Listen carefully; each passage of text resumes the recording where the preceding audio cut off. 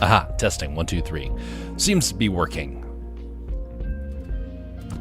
I need to make a couple more adjustments to the stream radio. It's not foolproof.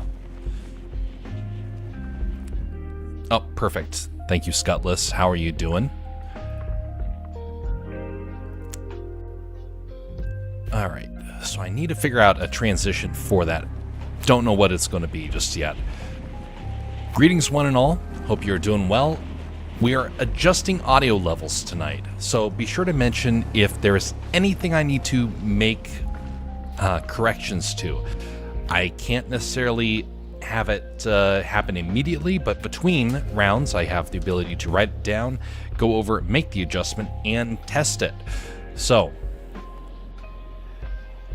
I will much appreciate any sort of insight that can be given. And it's going to vary from person to person, I know that much.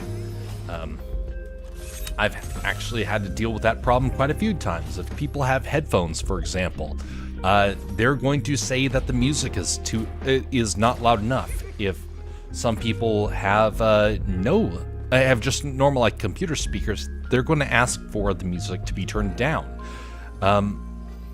Sometimes the sound effects are way too quiet. Things like that. So we're going to be adjusting that throughout the evening.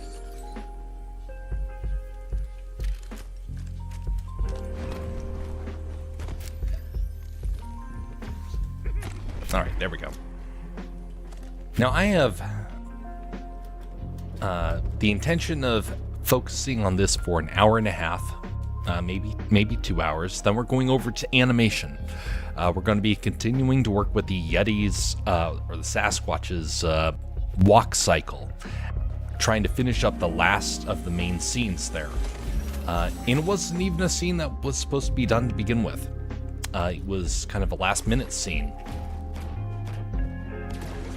just to try and tie things together. It may work, it may not work. No idea. Oh, wait. Did it? When did I pick up a sword?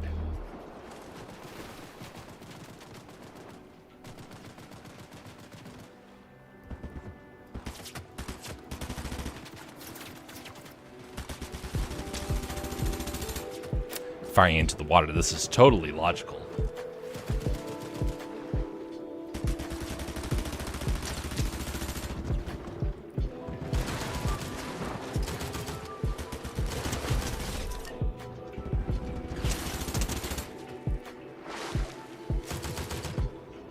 Surprise! Don't go swimming with the sharks. Or the Angs, for that matter. Man, this is such a perfect skin for this map.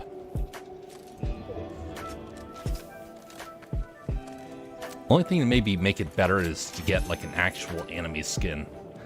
But I don't know who that would be, and I'm not really interested in spending a whole lot of money on it, so I'm a cheap fella when it comes to skins. Mostly because I don't want to spend money that I could use on other more pressing matters, like, let's say, food or rent. Or investments, like into the t-shirts that we're making.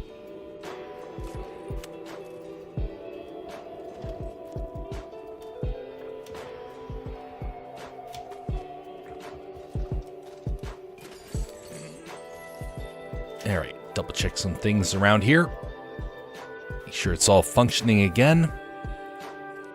Good to see. Based on the aesthetics of the map, ideally Demon Slayer skins, which is claiming to be an upcoming collab. Ooh. Know a lot of people that are going to like that.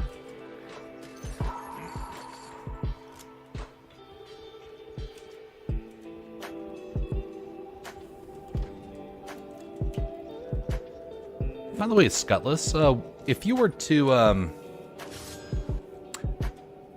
when you are trying to figure out things that you want to use as either skins or imagery for your gaming stuff, what do you tend to lean towards? Do you tend to lean towards a certain type of subject that is related to things that are personal to you? Or do you have to deal, or are you trying to figure out things that are like popular, kind of like Batman sort of stuff, things that you may have a fascination with in the another person's story? Or do you like things that no one else is using, so you stand out? For me, it's cartoons. Cartoons and whatnot, in the anime genre or whatnot. I'm a fan of that stuff.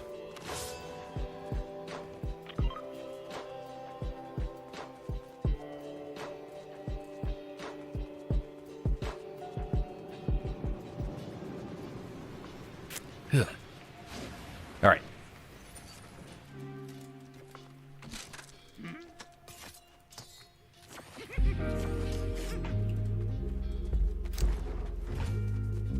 I like this fast travel.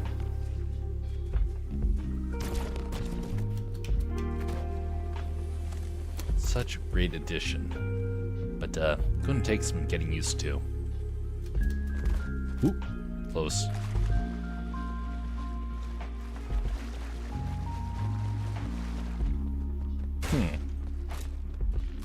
Someone's been here. Meaning nothing of worth is in that building. Most likely. Popularity... Oh.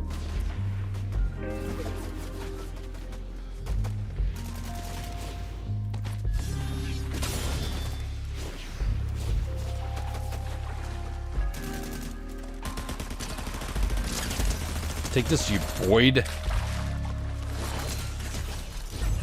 Huzzah. Take that, you bird. Silly bird. Popularity doesn't mean much to me, though I did tend to favor darker color schemes on my skins.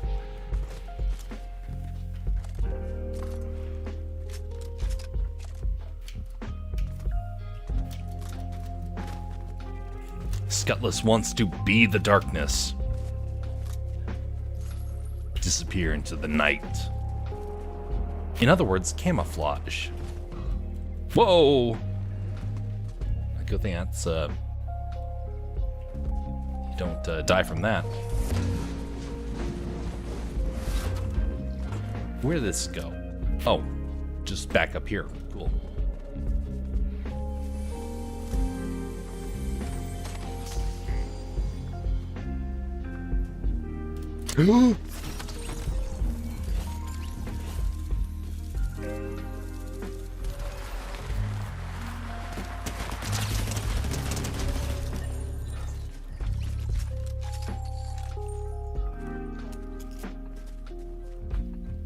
Slippery ground.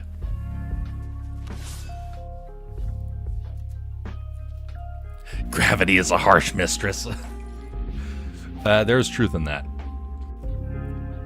Indeed, a lot of truth.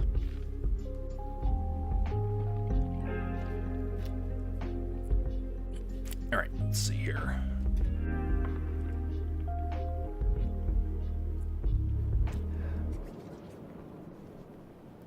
All right, there we go.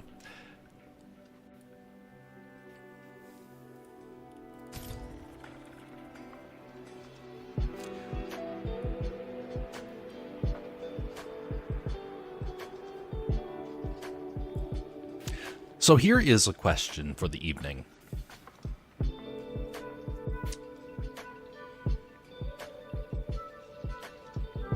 If you were to go out during the Christmas season and do any activity, what is the activity of choice that you would like to do?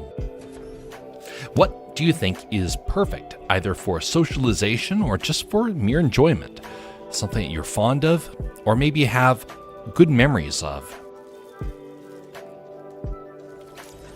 I gotta say, of the activities I've done in the past, there's a good amount of them that have shifted around during the years. Sometimes I really enjoyed the meals that would happen. Sometimes it was the gifts, and sometimes it was the activities.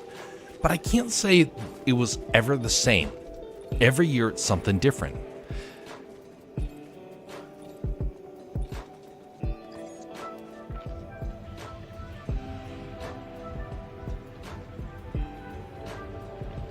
There are a couple of times, for example, that I'm not a fan of the gifts. Mostly because it starts feeling a little hollow and with some of the givings that can take place. And other times it's a perfect opportunity. And it feels like I can give the right gifts, and it feels like other people were paying attention. But I got to say, the number one thing throughout the years is the socialization that I'm a fan of. That's the number one thing that I like from them. And when that is not there, I definitely can feel it.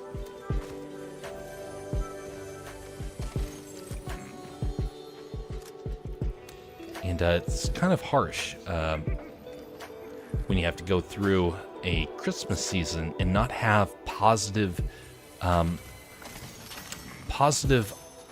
engagement with others. Someone's shooting at me.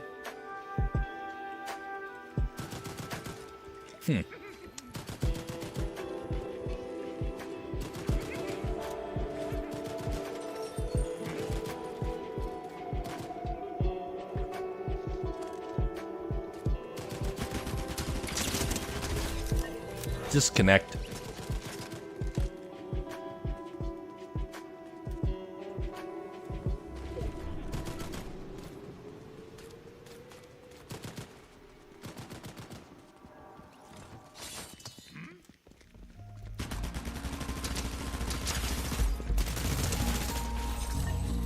Ooh, interesting. Okay, got the sword again.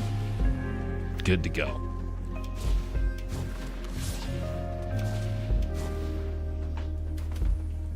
Where are you?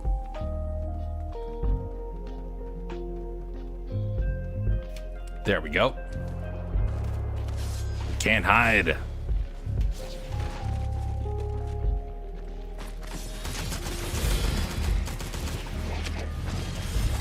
There we go. Huzzah. There was a couple of times during Christmas in the past when it was like this gut feeling, something's wrong. Those are the Christmases I do not like to remember. Because it usually is that it starts that way, and then problems start to ensue.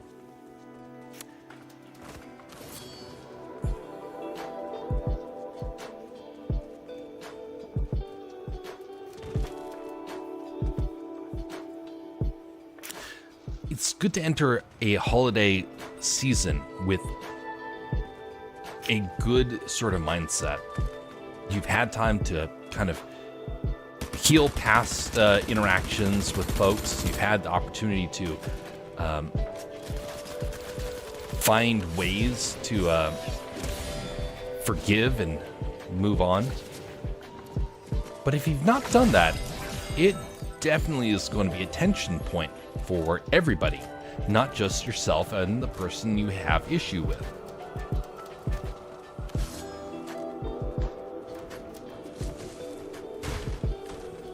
Ooh, okay. Oh, who fired?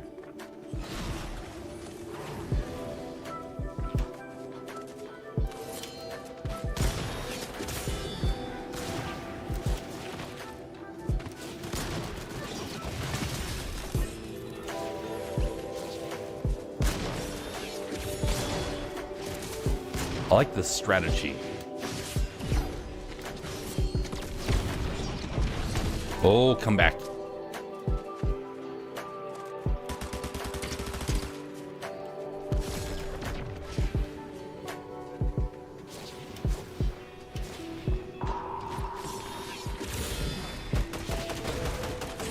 Oh, don't bring a gun to the sword fight. Take that.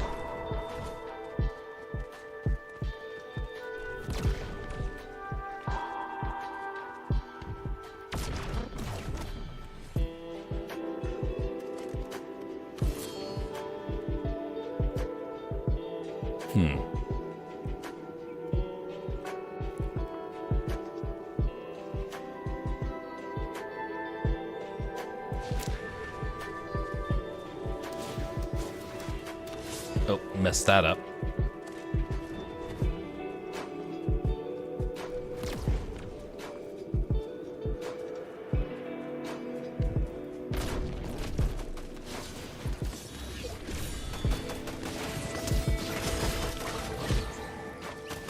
Come here, you banana.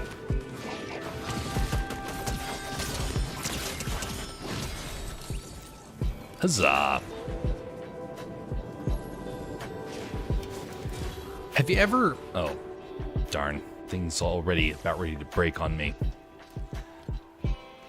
So what is the best way to try and heal past relationships before the holidays come about? Well, you don't hear a whole lot of people talk about this, and I wish that we would. But one of the best things to do is to find opportunities to not seek retribution, but to seek forgiveness. Not just from somebody to you, but you to others. Because I know a lot of people really don't want that to happen. Oh, golly.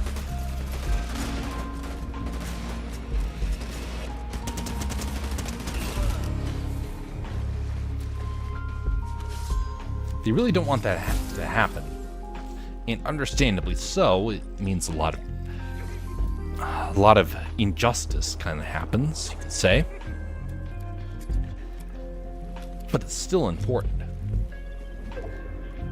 Because if you can't come together during the holidays, well, that basically means that you're never going to find any sort of opportunity to forgive. It's not worth it. So we gotta try and find ways to mend prior to everything during the holidays, because it's not going to just magically change the moment the holidays come around. Usually it means they'll come out in fits of rage, and then everyone will regret having gotten together, and it colors your entire holiday season.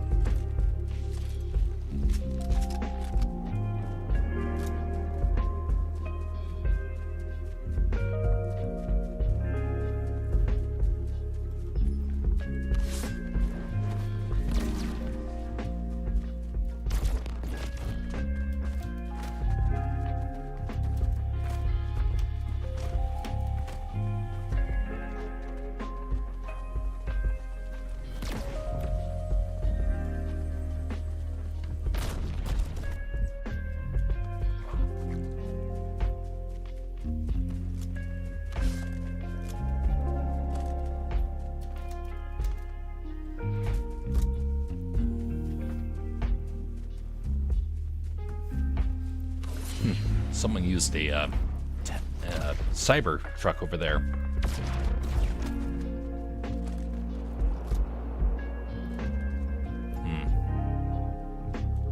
Where is your driver? Come here, driver.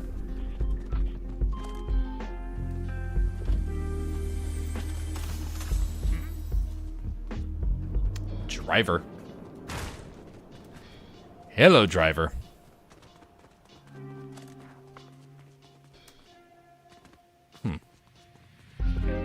Odd.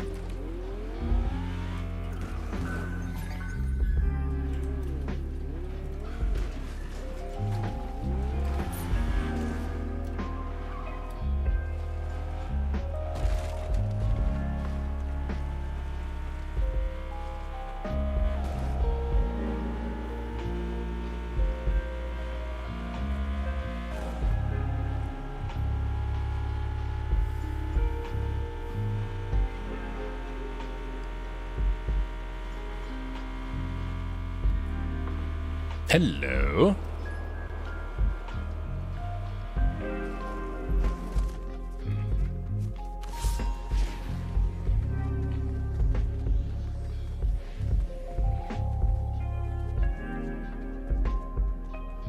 Where'd you go? There we go.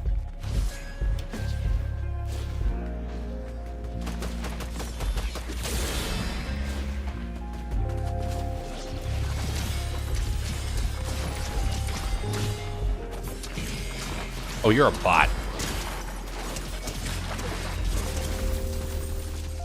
Dang nabbit. Man, bots have a lot of health.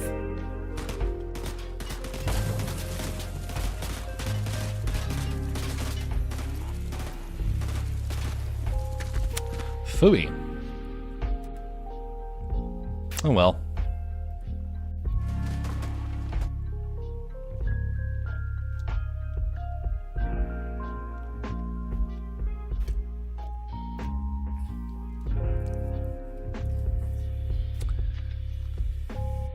Overlooking a grievance.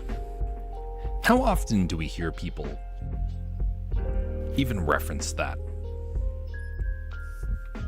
How many times do we see people that are willing to overlook any sort of foul play that was done against them?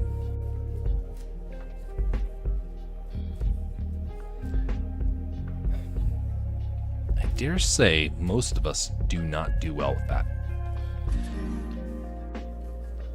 And last I checked, that stuff does come back to haunt us.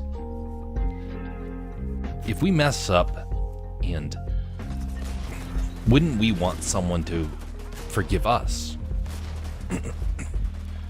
So why is it that we struggle so much when someone comes up to us and asks for forgiveness? Have you ever heard in a movie, for example, when people say he was beyond forgiveness, and they make it so that the main character forgives the villain, but then the villain somehow meets a terrible end anyway? Nothing could have saved the villain. Oh, you know what? I'm better than this. I forgive you. Then the villain immediately dies. That's what we think in this world. We tend to think that somehow there is no ability for people that have wronged us to ever find forgiveness.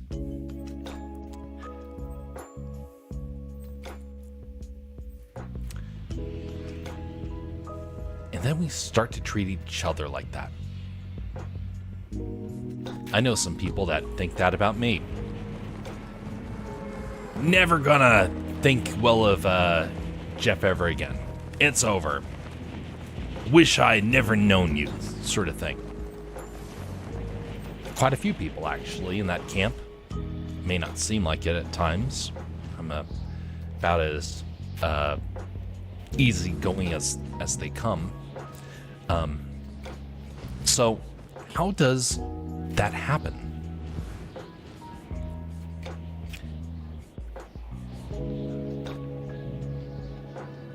Many times it is a word that is out of place, a word that someone latches onto, and they really probably shouldn't, but they still do. Sword, huzzah.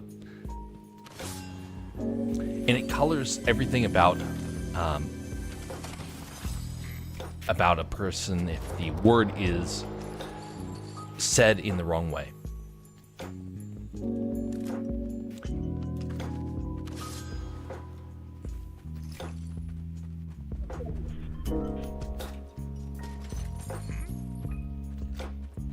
I dare say in America, because this is not really applied to other countries, but I know America, at least in this way, most of our disagreements start with a misunderstanding. And that's it. Most of it begins with a misunderstanding. And then we spend an entire lifetime ruminating on it, letting it color us. It gets worse and worse the more we think about it. To the point where we start to create false accusations. And then we become convinced that it is one way or the other.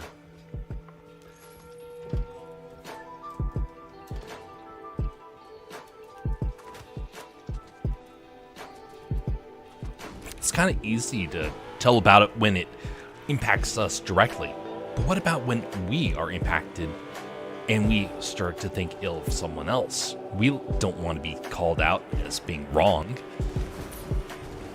A lot of people on the internet are that way. A lot of people.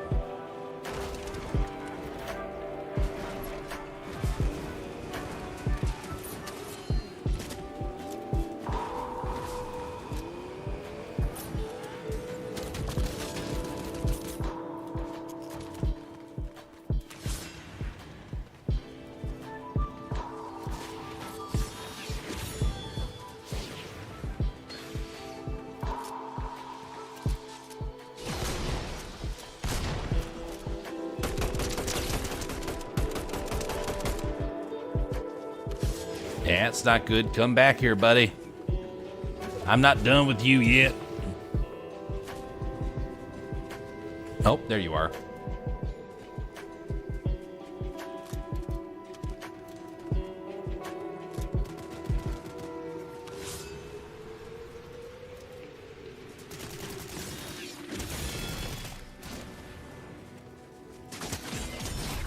You're not him.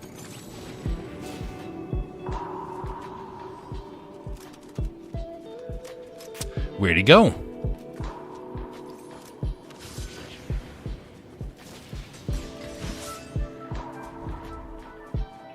Well, I think he got away. Some people hold grudges like that for the smallest, for the silliest reasons. I once was marked for death because I criticized a video game someone else was borderline obsessed with. The guy targeted me for 2 years until he pretty much vanished. Oh man, that's unfortunate. Isn't it weird how petty people have become? That's something we don't hear about a whole lot, but we are in the pettiest of generations. Now, I know it varies from generation to generation right now, but our age right now has incredible pettiness.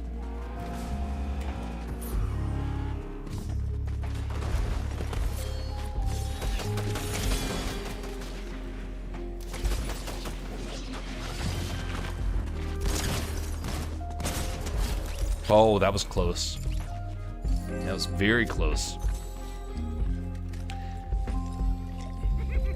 You know, I was at an event that will remain nameless, but I was at an event where there were actual death threats being given.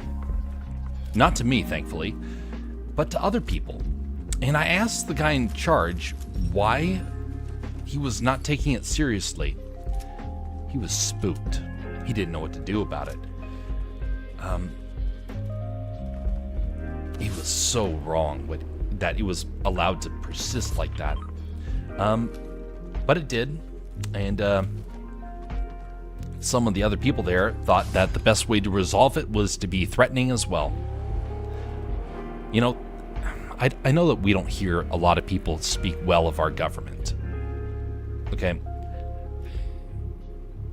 A lot of people online, especially in certain communities, hate everything about our government. But the one thing you can be sure about is that our government will be fair and just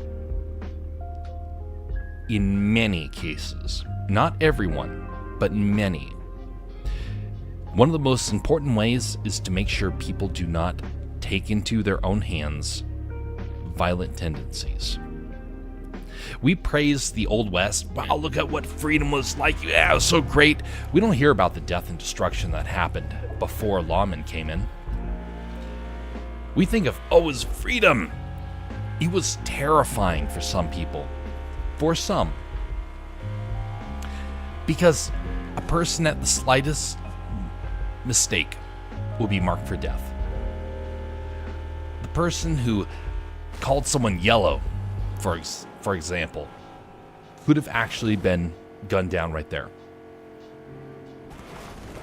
A government has to make sure its citizens are safe. Has to. And if it doesn't do that, then it is failing as a government. But it's the most important aspect a government can do, is to protect its people from each other in many ways. When it doesn't do that, chaos reigns supreme and people suffer. Boy, it sure feels like something our nation has been dealing with a lot lately.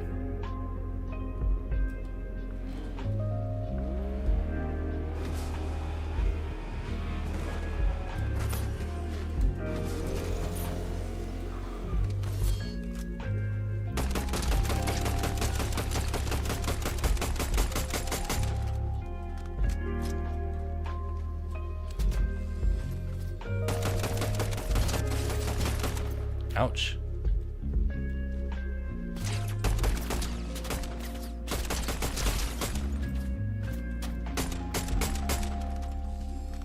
Dang, he's hitting hard.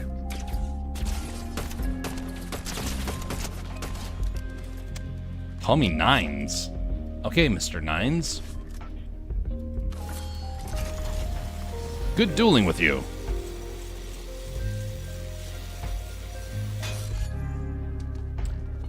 If you had to try and make a stand, and you knew... Oh, someone's here.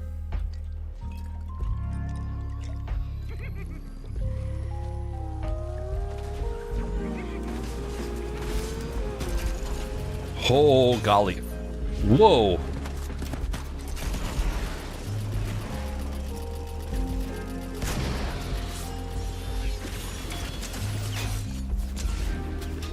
That was way too close. Got to pull back.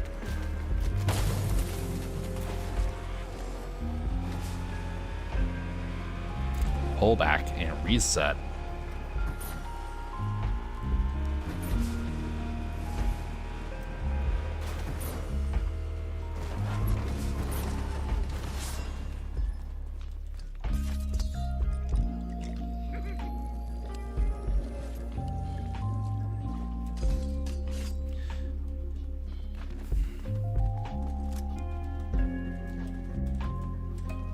Can't get in. There we go.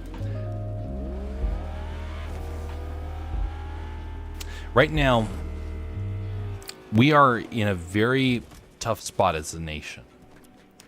And one of those spots is the internet.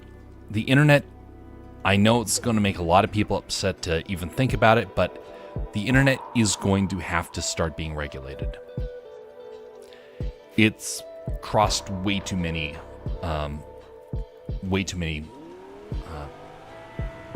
lines. The amount of trouble that has happened on the internet, the amount of death threats that have happened, the amount of death in illegal trafficking that has happened because of the internet, it's going to need to be regulated. There's no way that you can let this go for another decade. People are getting more evil. And again, I know not a lot of people are going to like to hear that, but it's going to happen. One of the big problems that you won't usually hear about with the internet's management is that scams are through the roof. And people's entire family lineage is being destroyed as a result of online scammers. $20,000, $40,000, $50,000, sometimes even $100,000 lost in a moment.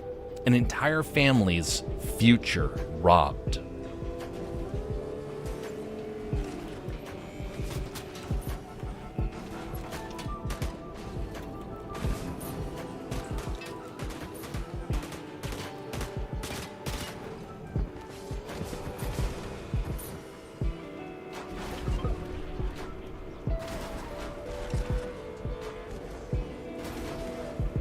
Think about that. If you had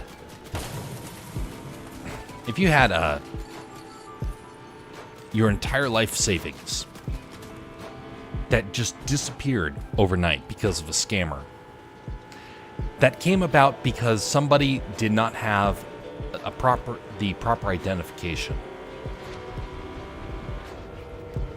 You can complain about about overregulation all the time. But until you've met some of these people who have lost everything, suddenly a whole new perspective starts to happen. Now, I'm not going to say that it's necessarily the best option to be regulated. I think a regulated internet is very, very dangerous. I think tech as a whole is dangerous. And the more I learn about tech, the more worried I am about how messed up it is. But I also know that right now the internet cannot function the way that it currently is.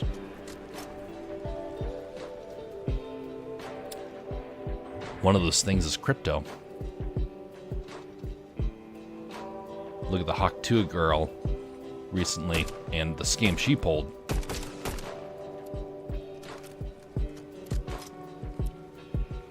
Pretty messed up.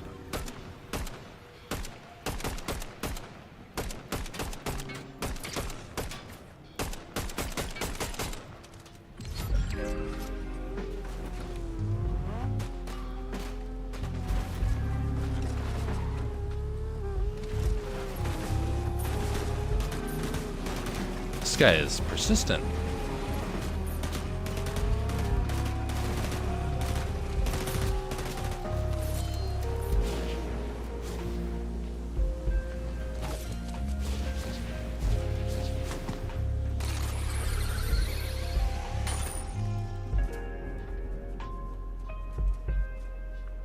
Come on up, buddy. I know you want to.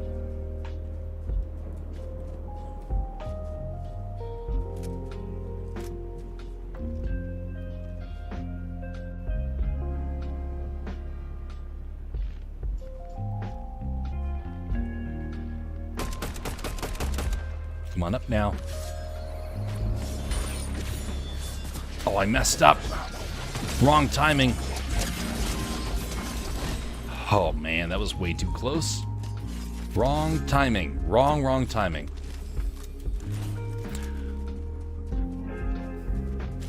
Have you ever met somebody who was tricked? Have you ever heard about how some of these people get tricked?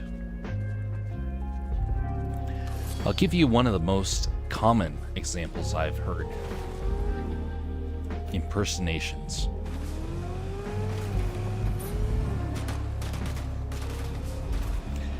Your grandmother or grandfather gets a video call from you. Oh, hey, grandson, how's it going? And they see a picture of you, bloodied and bruised. And they say, oh, no, what happened? Grandpa, I'm ashamed to tell you this, but I got in a horrible car accident, and I need your help. I'm being held under arrest because I smashed my car into a crowd of people. I was drunk.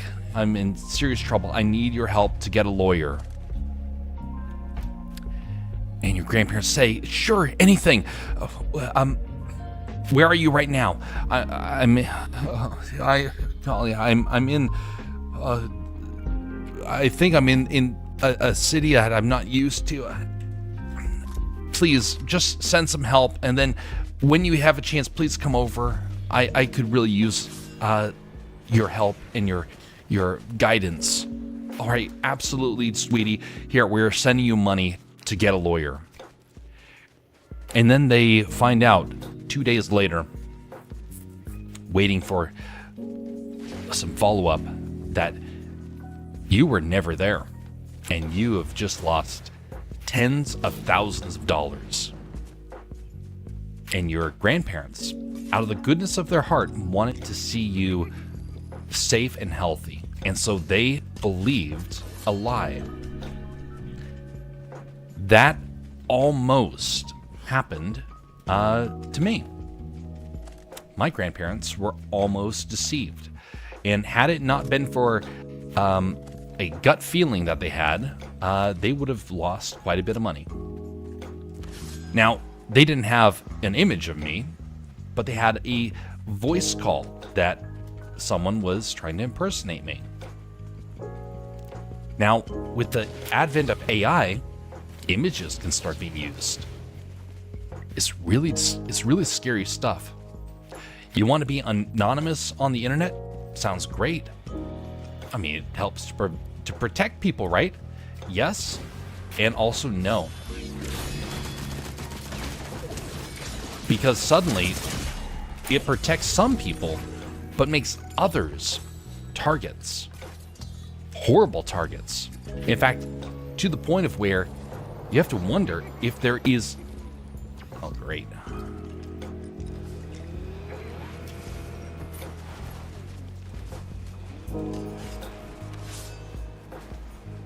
Any good?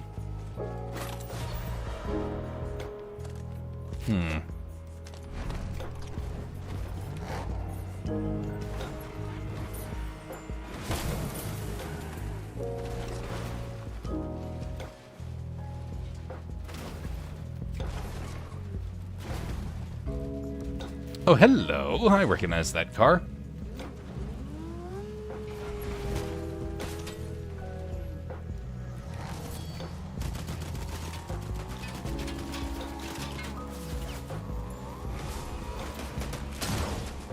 Ooh, clobbered. There's some pretty scary stuff what AI can do. Now imagine if it's a parent and they find out that their kid is being held hostage. And they're told if they try and contact the authorities, something terrible will happen. And they see a picture of their kid in serious trouble. That is the world we are now in. Thankfully, it's not happened to a lot of people yet. This is the world we now exist in. And we're going to see horrible, horrible actions being done in the next 10 years. Actually, in the next 2 years, because this stuff is now so common. It is everywhere. We're going to need regulation. Not because it's going to take away someone's voice, no, but because people's lives are in danger. There's so much risk you as a nation can permit before you have to start clamping down. We have crossed that point. I do believe that. In my own personal opinion, but I think that we have way crossed that point. And I noticed that 4 years ago when I first saw AI really starting to come about. And it spooked the daylights out of me because I realized, having experienced it myself, of someone trying to trick my own relatives, just how easy it is to happen. And your whole life being destroyed because you want to try and help. And no one's going to come to your help and rescue. No one will help. No one's going to financially bail you out. The banks, they'll gladly hand over all the money in the world. Banks are going to need to be regulated more. Because banks have been willing participants in these scams.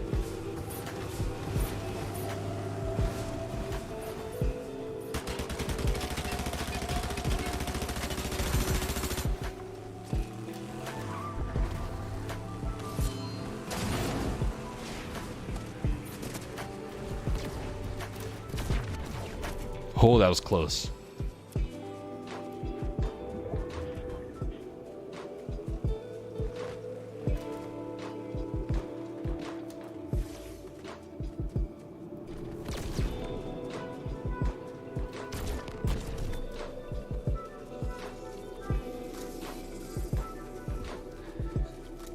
But the big thing that really made me realize that was 2 years ago. Because 2 years ago, there was a moment when I realized how many people in this world are willing to sell each other out for clout. And clout is incredibly evil because it means that you're willing to destroy someone for a little bit of fame. And you're willing to do all sorts of awful things to tear one another down. Not good. Not good indeed. And I used to say this stuff hypothetically. We crossed that point.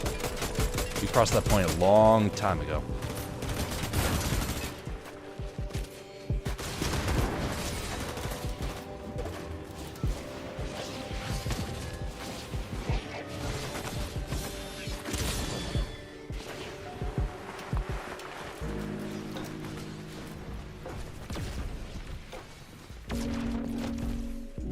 go. This is really close. Oh, come on. Oh, come on. Come on, get me out of here. Come on. Wrong button. Man, that was unfortunate. Tough ending to that. Still decent.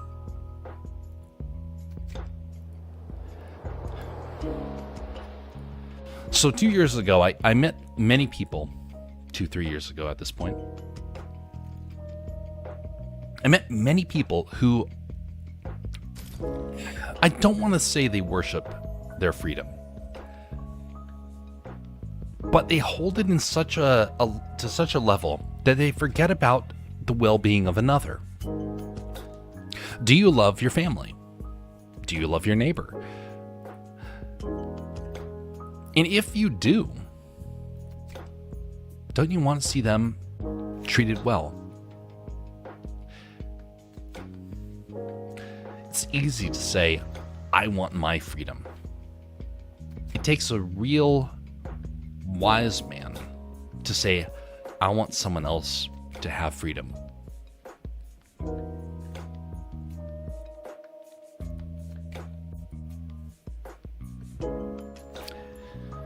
Your well-being should not come at the expense of another. A tough one, I know. Some people are going to find themselves in a tough way over the next 2 years as this AI stuff and regulation starts to come about. And I think the people that will be the biggest advocates of regulation are some of the people you're probably not going to expect. But it's going to have to happen eventually because people will start to give an outcry. Similar to what you've seen with the border. I mean, there's a lot of people that have come over that shouldn't be here. And you hear a lot of outcry. Did you know that in India, the outcry against regulation for the internet has been very big? Why? Indian people have been targeted by scammers a lot over the last couple of years. So they have started to take a stand. They've started to regulate. Now, you could go like China, where China has overregulated and is incredibly corrupt. Incredibly corrupt. And so you have to try and find a wise way to do so without attacking your neighbor, but also without ignoring your neighbor. Maybe that doesn't make sense. Maybe it's a little late in the evening and I'm spacing on it, on the proper wording for it, but it is something I keep thinking about. How far away are we from this happening? And I don't know. But we are nearing it. We are nearing the moment that this will start to happen. And I'm not a fan of some of the people that in the ways that they want to regulate. Doesn't mean I'm against regulation, it just means I'm not liking how some of them are trying to regulate. Oh, rats, all out of rounds.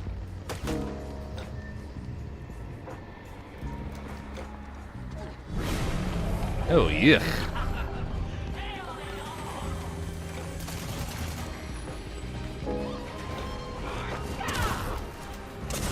Oh, uh-oh.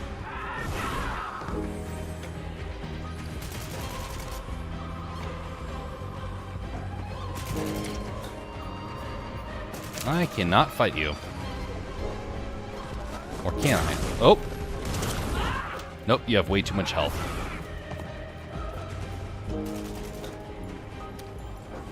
That's a freaky sort of intro.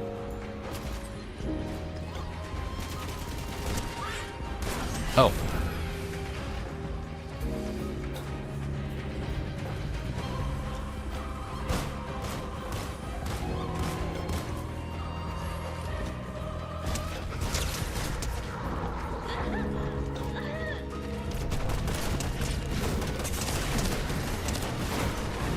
Rats.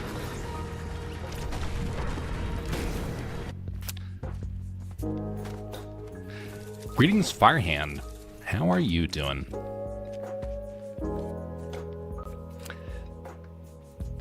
Well, that's another loss. We're going to go for another 45 minutes, then we're swapping over to animation.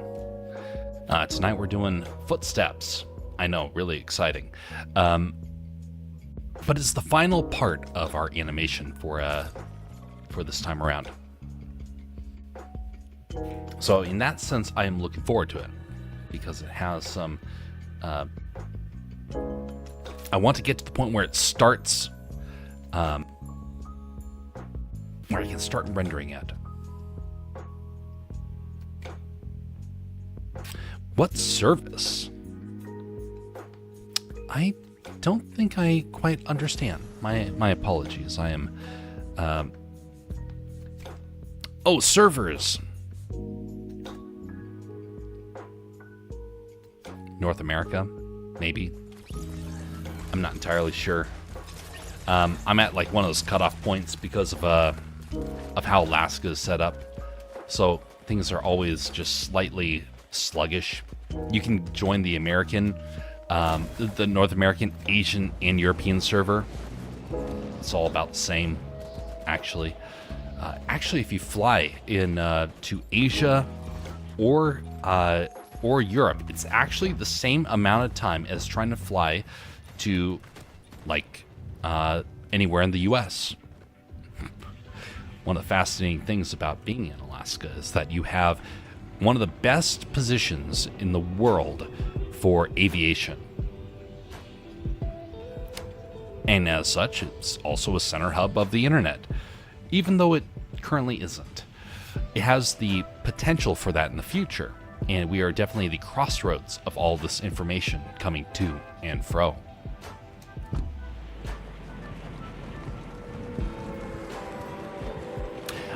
EU. Yeah, I play on those servers a little bit more often when I'm in different games. This one right here, I will, I kind of take whatever it automatically puts me in.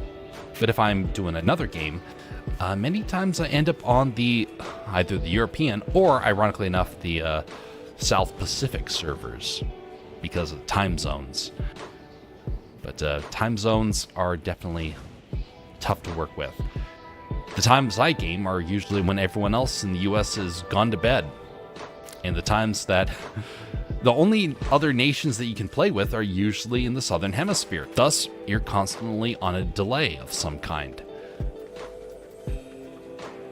This game at least is a little bit easier for that, but not perfect.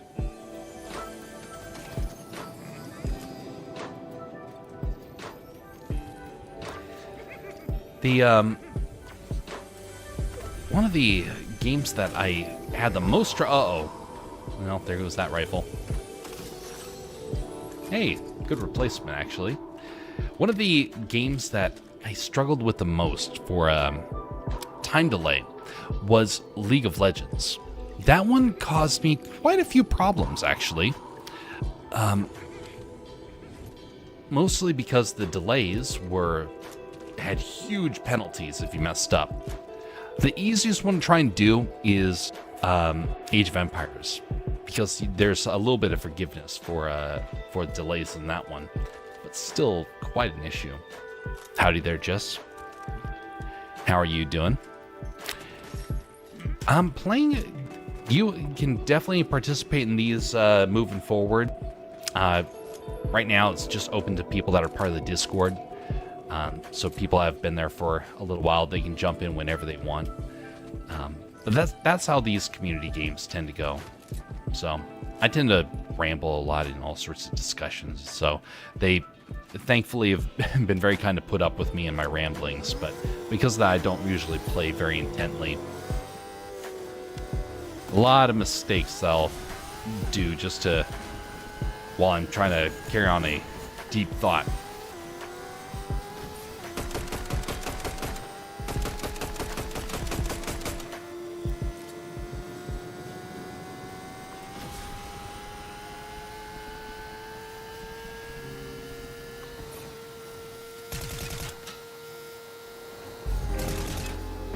Come back here, buddy.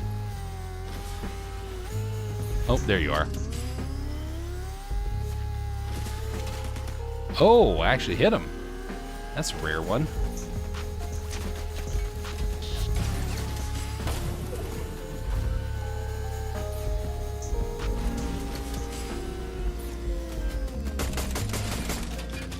Okay, that's not good. It's got good accuracy.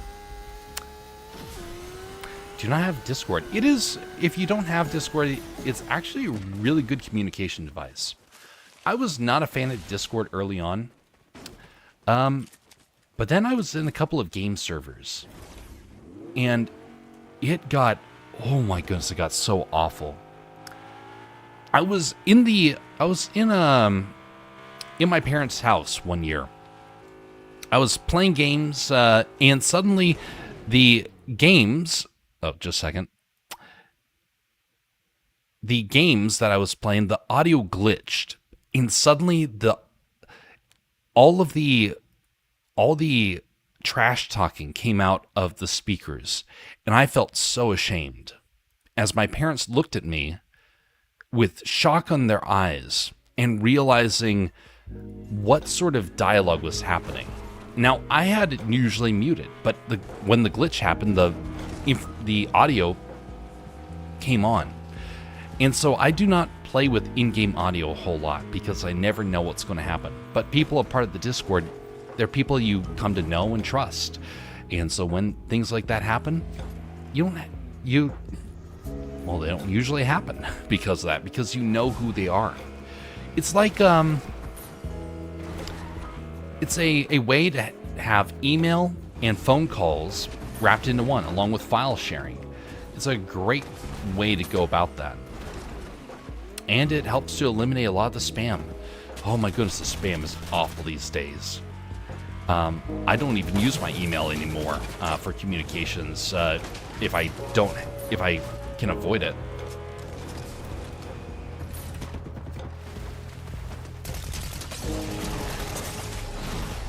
Okay, that's not good. Not good at all.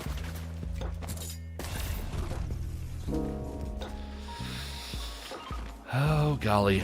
I'm in trouble.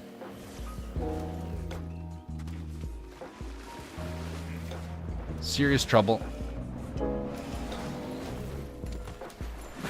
Come on. Oh. Man, oh man.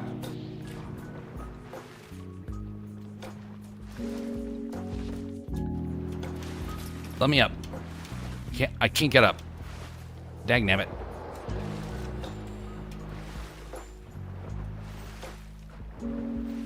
How'd you get up on that? Yeah, that's unfortunate. He had the speed that I definitely needed. Phooey. Well. But anyway, the Discord is such a great tool. I gotta say that the more I've used it, the more I just really, really like it. Oh, greetings, Jess. How are you doing? But you? Fair and dandy.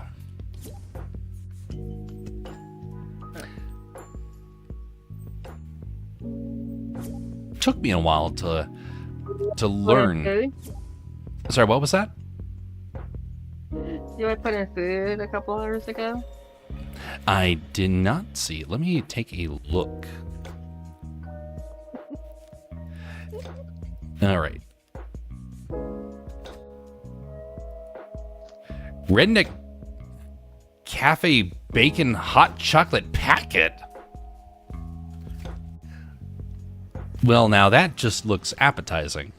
Bacon hot chocolate? I'm not for me, but I know some people who would love it. Ugh. Ugh. I like bacon, but not in that way. Give a bacon emote. What is this? Japan launches drink. Oh yeah, I saw this. Drinkable mail. Ugh, That is just sickening. Mm. Yeah. Just in the passenger world. Yeah.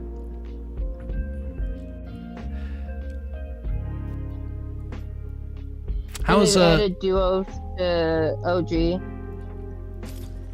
Oh, did it not have it? Oh yeah, that's right. You said it was just singles and squad, right?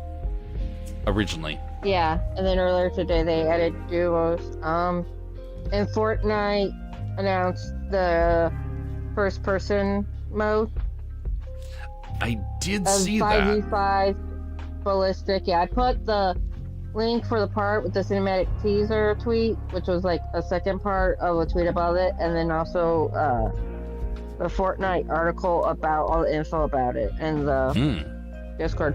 Which means the overnight from the 10th to the 11th is probably when we're gonna have downtime.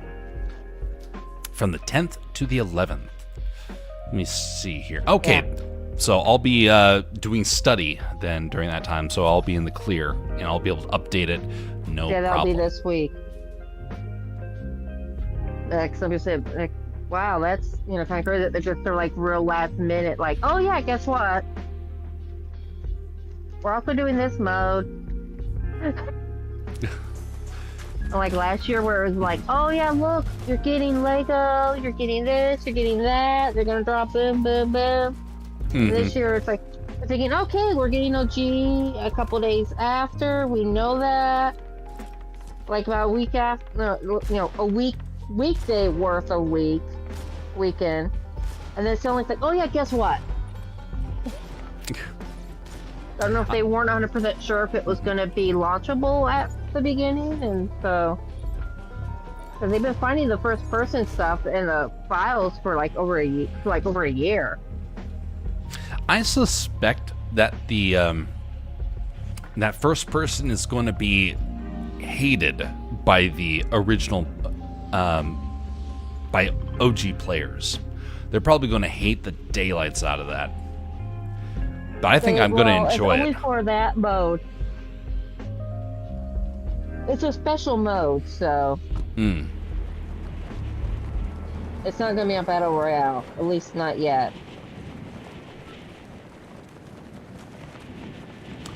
Do you know if they're going to allow people to lay down? Not with that yet. Nothing's been said about prone yet.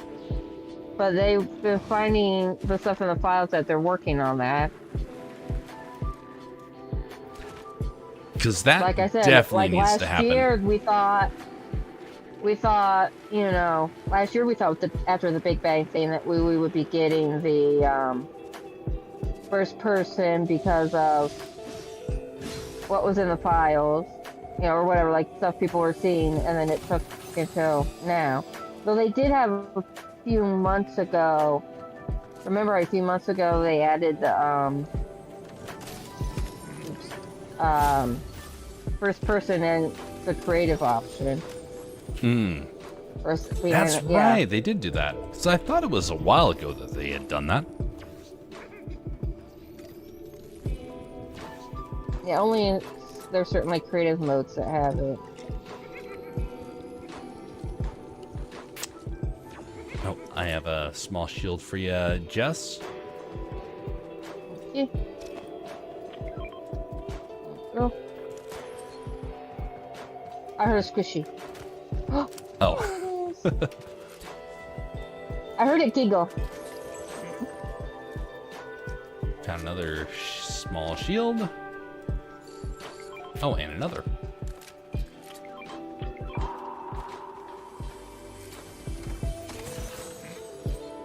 And there are small shields everywhere now.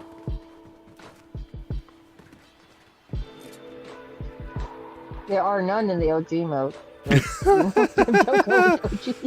Oh, I just found They something didn't funny. exist then. One of the the little bowling robot pin? guys got stuck. He was thrown as a bowling pin. Now I want to go Oh. bowling. Footsteps. Oh, lo and behold. Oh, up top. Two.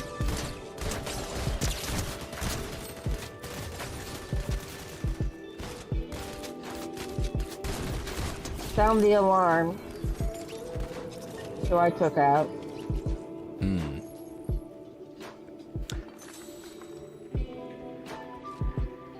Oh, yeah. They might have been bots There's a with how swinging. they're shooting. Yeah. Well, some of the alarm sounds like a bot name. And I think... Yeah, because Gotta hate the bots. let's return you.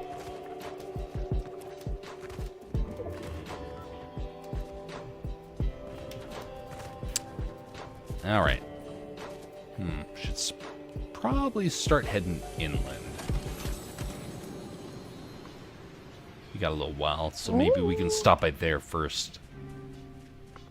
Don't run away, Swiss.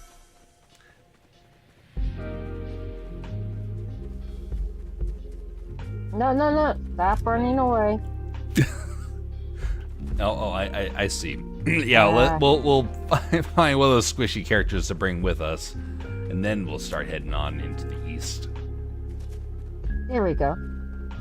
Got you. I'm coming. So you'll grab a squishy, I'll grab a gnome. Oh, never mind. Well, Keep I got grabbing. Squishy already. He ran away. He was running away after I did the thing, so I got the wind boom. I'm just gonna destroy some of these That's robots that before shrine moving on on. the way in.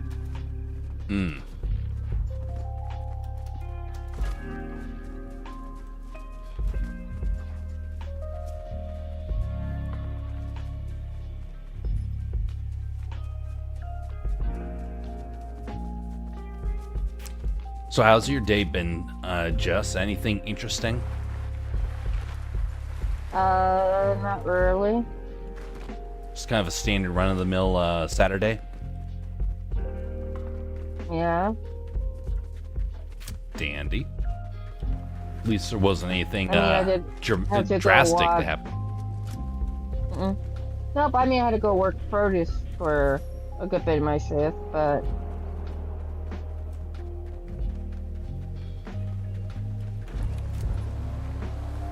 Right. Got a car.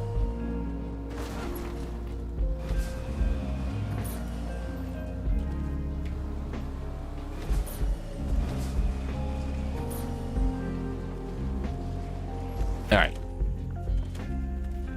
Time to take a sword. I'll take that.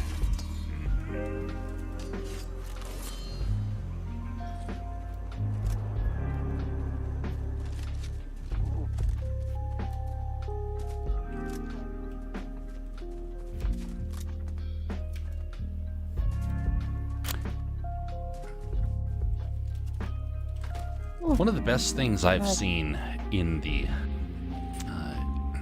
games I've been playing over the last couple of years is that I think a lot of people are starting to mellow out. I remember during the first few years of the 2010s, there were a lot of hostile people. I will come on over and get some fire. Cut through the bamboo. not the fire mask, it's the fire boom. Fire boom, yes. You The reload faster. Yep. Do we want to take out the demon guy or something? I don't know. There's some sort of guard. There is a guard here. I don't know what he drops. Right now I have a sword already, so I don't need that. Let's find out.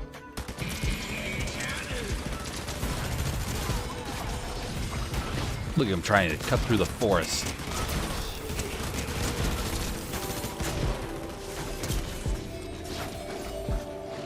He is having trouble trying to find his target.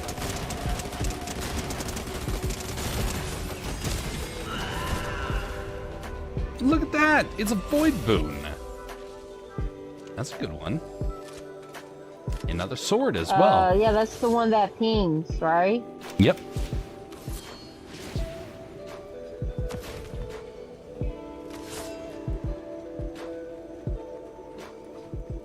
Time to head on out of here.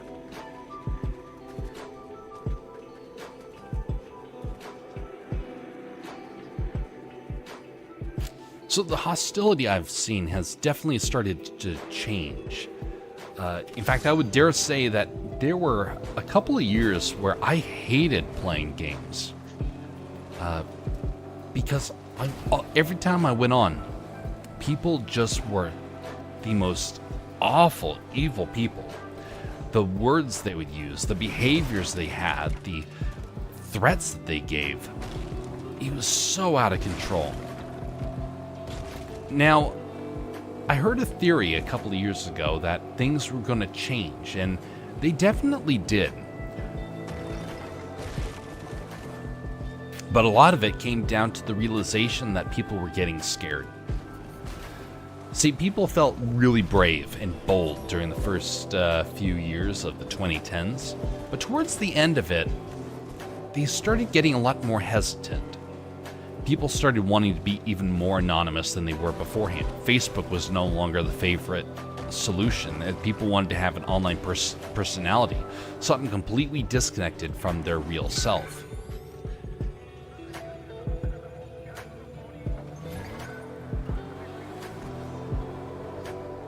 So it all started to shift really hard.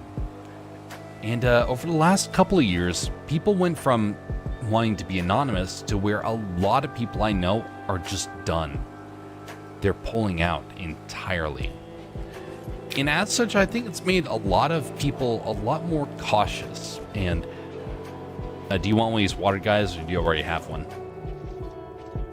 I can only carry one type, and I got the air. But if we should switch it out for the water, because the water gives shield. I don't know. think that we're probably good with the air. Oh, do you realize these are grind rails? Yes, these ones right here. Yeah, the things on the bridge, they've got the grind rails in. Yep.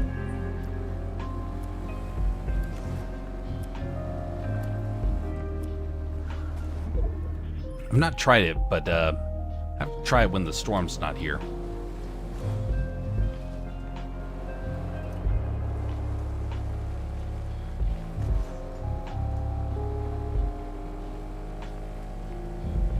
Yeah, I know the water ones are probably more useful to carry, but the air one's cuter. We're gonna swap vehicles. Get some with more fuel in it.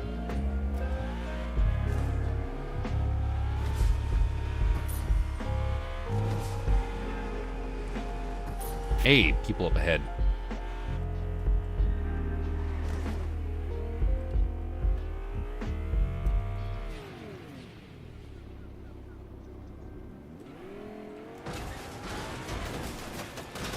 Oh. I'm like, where are you seeing people? Yep.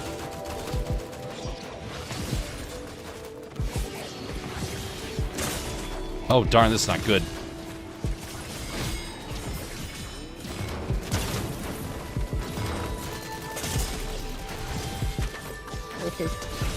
Ooh, that was way too close. Man, they hit hard. Nicely done. Well, they had the blades. They did indeed, but I also missed my first attack. What's up, people? I need to find some The shield. void mask is right here. I will definitely go with a void mask. Perfect. Do you like the precision SMG, right? Yes, it's pretty good. There's a legendary one. Oh, I was like, legendary. Oh, that thing's terrifying. Wow, he has a lot of health. Want to take a look at him before I destroy him? What? Oh. Terrifying. Abomination AI.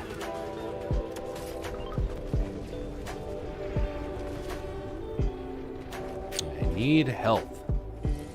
Shield that. Not bad. I'm not really seeing any of it around here.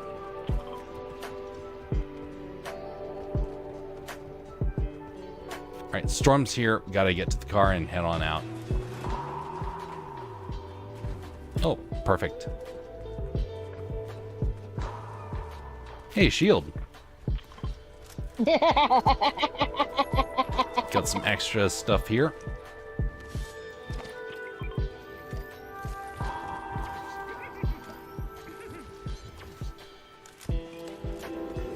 The robot was very pleasantly waving hello, and Jeff murdered him. Monster. Well, you know, AI must be destroyed. Said it before, I'll say it again. The AI must die.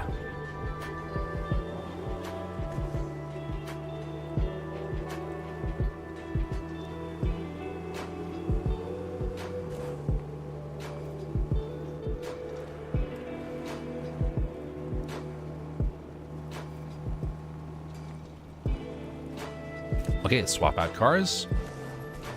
I'm gonna look for shield first.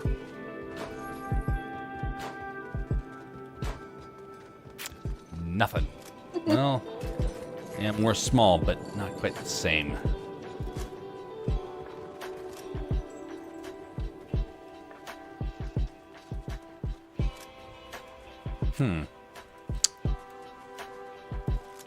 We need big shield.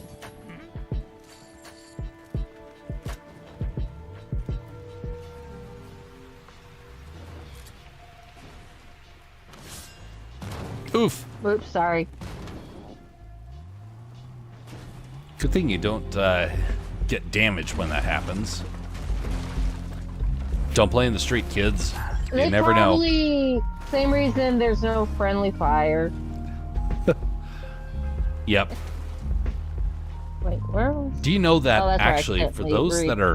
those that are students of history are aware that for a nation, you actually have to consider friendly fire when you're calculating whether or not you can win a battle. I heard that for civilized nations, it can. Fresh blade. My blade is right now completely fresh right now, thankfully. A civilized nation has a chance of having way less gas station. way less casualties. Oh, perfect. Thank you. Way less casualties to friendly fire. But some nations can get anywhere from between 50 and 80% casualties come from friendly fire. Well, that's close.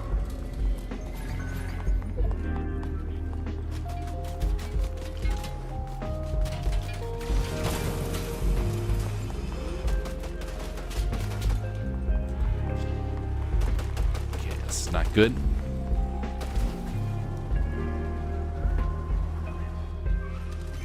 Repairs. But a Western nation has to consider between 10 and 20% of your battle casualties are going to be friendly fire. That's really concerning in so many ways. Ah.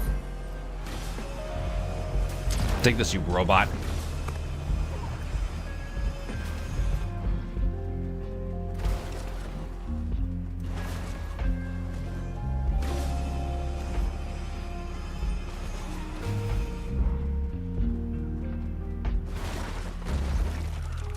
Yeah, perfect landing.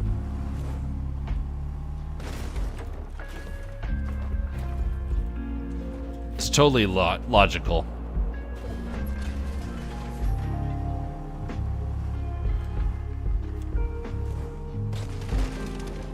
My squish.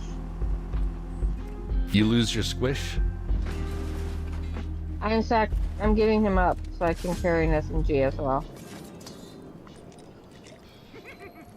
I have a shotgun and SMG and an AR. Ah. And the blade and heals. Perfect.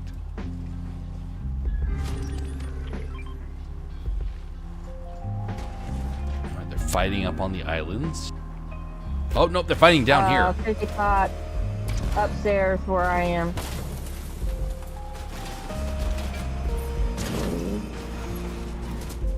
I'm gonna sacrifice the AR for Destroyed the robot. void mask. Oh, who's shooting?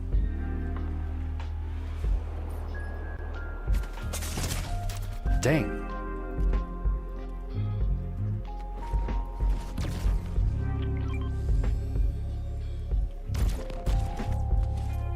That hurt. Hurt a lot. Be careful, Jess. There's 2 teams around here. Did you see I threw 50 pot towards you? Yep, and there is guys around that area, so be very cautious. Yeah, they're stealing the car. Okay. We need to get out of here.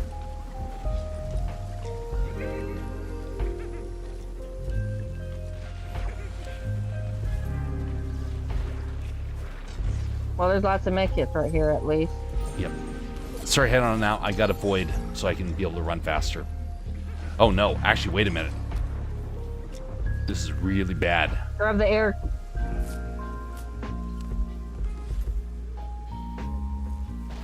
There's one of those air ones down there.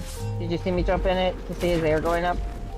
I'm safe. I'm I safe. noticed he's spring up by the island. Okay. Man, that was way too close. 2v2. Okay. Gotta play this very carefully.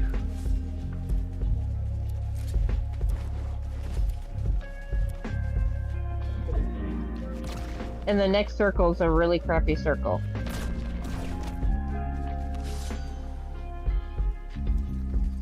A lot of it's in the water.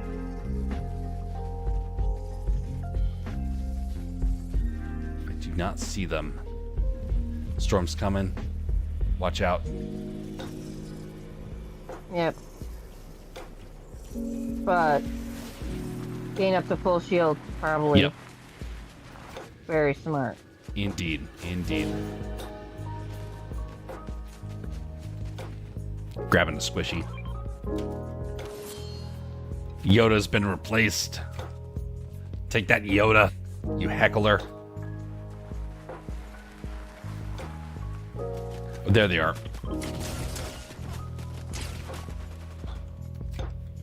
Over there. Yep. Get to cover. What cover? It's all water. It's more like over where I currently was, but that's fine. That wasn't going to be in circle. Yep. That whole side of the circle was water. Yep. Yep. They beat me pretty good.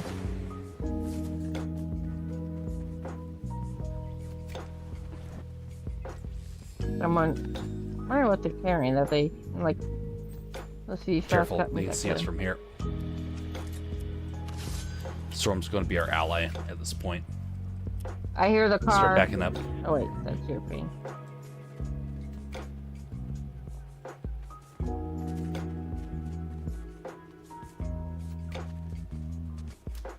Well, the car's got a. I did a lot of damage to that car, so it can't.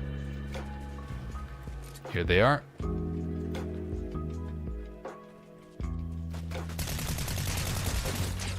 Tag nabbit. Okay, going in.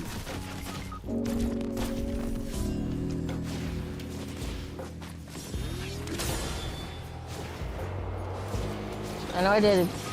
I did some damage on one of them. I know one of them was a headshot, because I got a little pop-up about the accomplishment of a goal. One of the daily goals. Dag nabbit.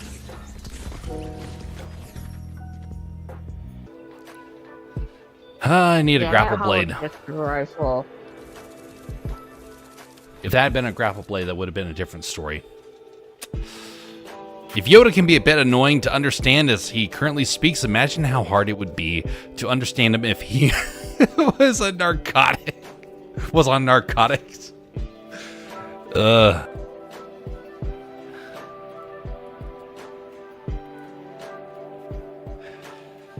Indeed.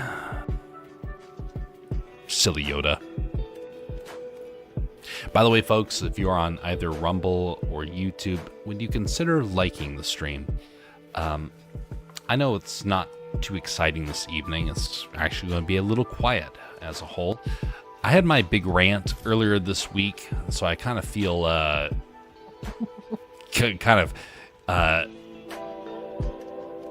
in a comfortable spot right now. I'm not in any urgent need to go on a massive rant tonight. But if you do like that sort of stuff, it happens every now and again. If you're interested in joining in the community games, you have to just join our Discord. And from there, you then have the ability to jump in future games.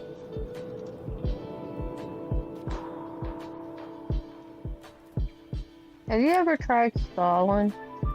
Or Stolen, however that's pronounced? Tried what? The German Stollen? Stollen. Stolen. That, It's not ringing a bell right now. Traditional love. Do you have a picture of it? Because, well, there's like different ones. Like this one, it's calling it classic. It's got marzipan in it. Oh, yeah. No, I've tried it And before. fruit Not a huge fan of it. with a scoop sprinkling of raisins, candied fruit, and marzipan filling. Infused into rich bread and covered in powdered sugar. Yeah, Like, not top of my list for Germanic flavors. What's in this one? Tasting Adventure of Germany. Box. Chocolate bar with peppermint cream filling. Soft salted caramel candy. Assorted soft fruity candies. Sour cream flavored potato sticks. Ugh. Dark chocolate with brownie filling. Cheesecake flavored wafers. And milk chocolate bar with sour cherry filling.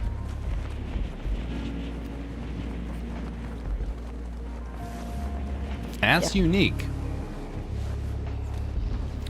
World Market. From Universal Yums. I will debate them on the universalness of their yums. I kind of gag a little bit. And I love German food, That sounds but like there it's is some really stuff that interesting. just is not top notch. Weichling gingerbread cookie advent calendar. I want a Kinder Egg calendar. That would be nice. Yeah. Unfortunately, they don't ship outside of the contiguous 48, so. I just plastered some. There's someone down here. I couldn't read it fast enough. They might be up a level now. There's someone running around over here. Oh, that's never mind. They're gone. They're the creepy sauce skin.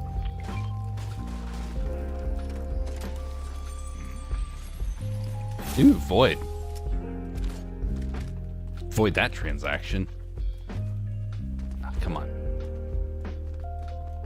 Trying to vault through windows is quite difficult. Yeah. Try doing it on the Switch controller. Pretty much Yeah. impossible. They should have the ability to just latch on to something. Well, another thing is it's like when you do it, it's like tells you like, oh, where you be like able to or whatever. You know, like you see the little thing pop up. It'll be like for like a split second. Mm-hmm. Yeah, they need to And you have always it end up- to where your character just automatically goes to it. Some games do it really well. Fortnite, not so much. And other Well, games as well that I've They tried had to recently. turn off. a lot of that automatic stuff because it got dangerous. Remember when they added mantling and they had to get turned off for a bit? What was that one again? Because people kept mantling when they first added mantling, and then they had to turn it off for a bit because everyone was because it was pretty. It was like auto, the mantle hurdle thing, and people were auto doing it over. Oh yeah, edges. That's right. Yep, yep. That was funny.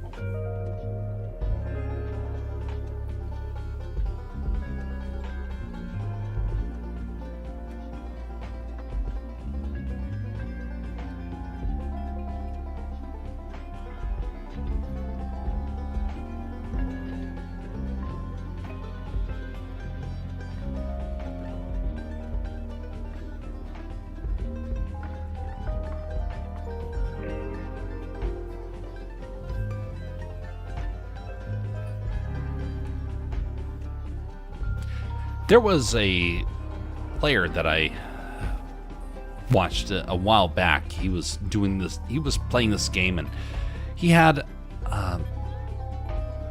several moments where he was like this, where he would just be reading chat, and he would be emoting like this, and he would get all upset when people would snipe him. And I wonder how many of the times he actually did that intentionally, just baiting people to try and do something. Well, yeah, because he could even be someone trying to use it as a way to trap stream snipers. Yeah, that's true. Like, if you can prove, it'd be a little bit hard if he's just doing it in the open like that. But if you can kind of prove that the only, their movement or whatever, that's very obvious that they didn't just happen to find you. Yep. I don't know. I still struggle to think about how people can stream snipe in this game. It's so hard to find the right lobby because you can't manually choose it. So I want to know how they do that. It's a little hard and a little not. It can also depend on like the region. Like some regions, like if they're like, it's pretty common in OCE because it's like not as busy or whatever. Wait, where's Bush Ranger? Oh, well, we don't even have time to get back to the vault anyways. Because we gotta go pretty far, don't we?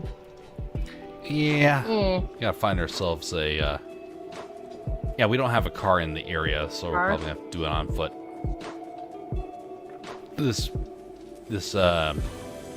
forest doesn't seem to have too many forms of transportation. No, I think this is one of the parts that's definitely keeping the more ancient feel. I like that. I like that. They do that. Well, somebody's fighting. The shots up ahead to the right. There's like about 127 on the compass. Yep. Oh, I see him. So they stopped. Yeah, I think they're looking this way. Not shooting anymore. They're just over this rise. Hi, prettier. Oh, you found Treebeard? No. No, I said hi to the pretty air. Oh. Squishy. You're cuter.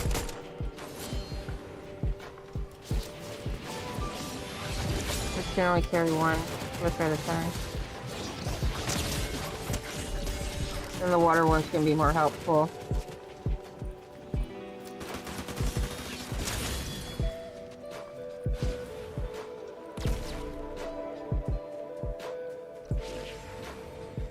They're voiding away. All right.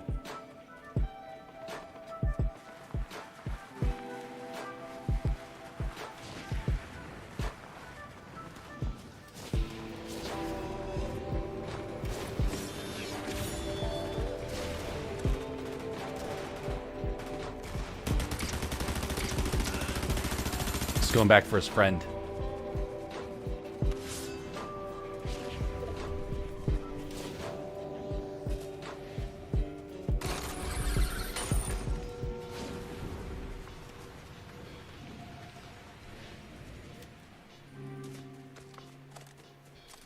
Oh, now you're here.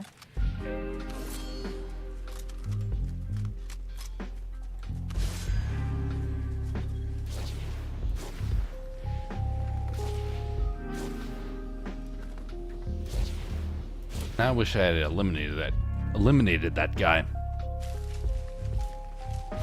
There we go.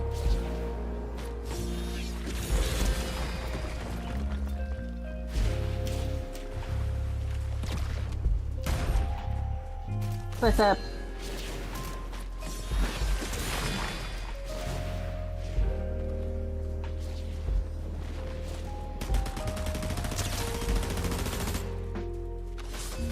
Man, this one's really good at running. Yep.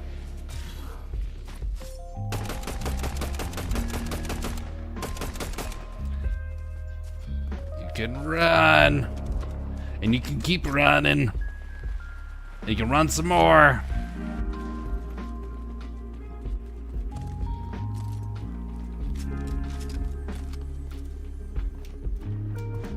Two footsteps. Yep.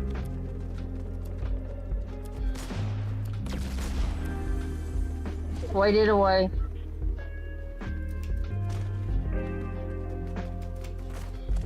Knocked. Nice.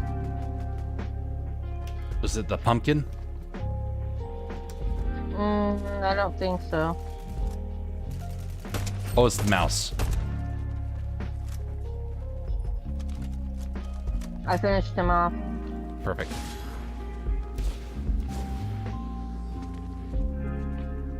I don't know where the other one is.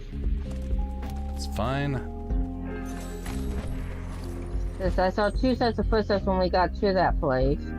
Yep. Then we're gonna bait it. Chased that one out. I don't know where the other one went. Yeah. Oh, they had blue weapons. Get up to the top of here.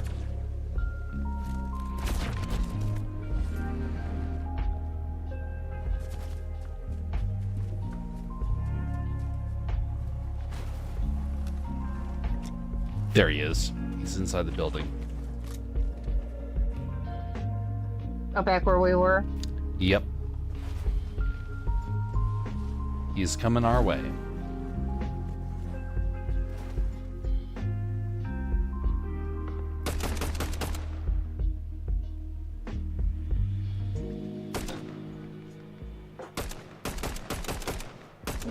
Yeah, I see chrome pumpkin.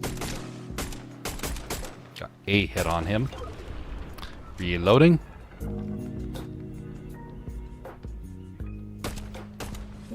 Oh, Got another hit on him. good. Thanks.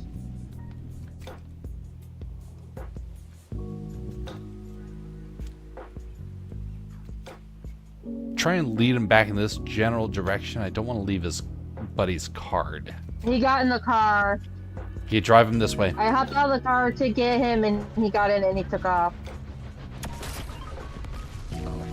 He might be heading back to get his buddy's card. I don't know. Yep, here he comes. I lost him.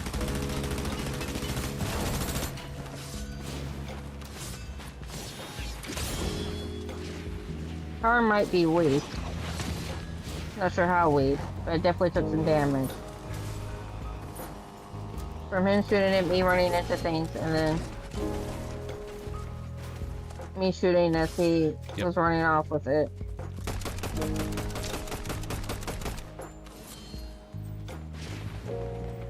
Getting a lot of damage on him.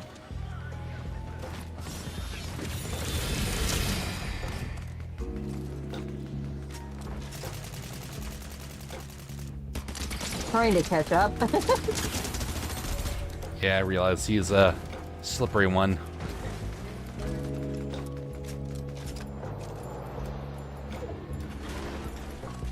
He's outside. I see the ping. Don't know how you pinged him, but you did. Where? Yeah, because I think the shots fired up. Another guy, another guy, another guy.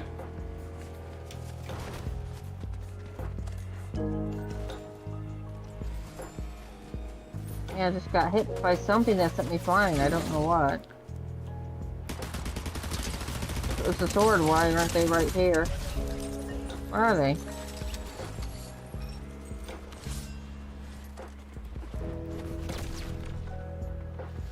No idea. We probably lost him. You heal up a little bit. I don't know what's going on? You need my kit? I have a... Oh, No, hello. Do you want the water guy? I should be good at this point. Better hold on to him. Okay. Wait, where are you? I'm just checking for any You're swords back around up the there area. now. Yep. Nah, I was using the void to jump around. Remember, you only have so many uses. Yep. But right now my sword's almost gone.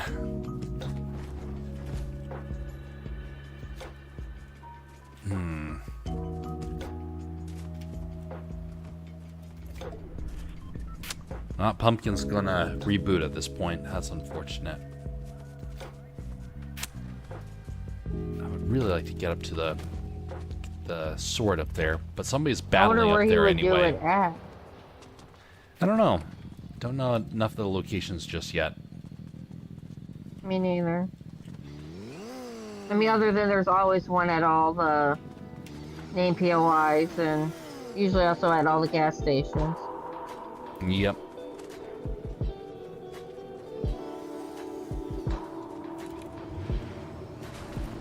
Okay, bikes being stupid. Yeah, those bikes are so unpredictable. Is that you in a car? Yep, that's me in the car. Whoa! Don't tell Dad, man.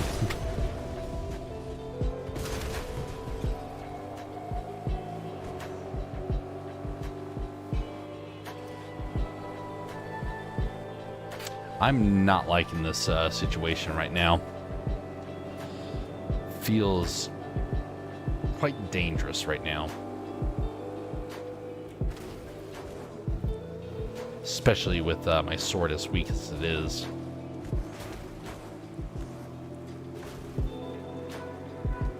Shots ahead. Yep. I'm hoping it's the pumpkin.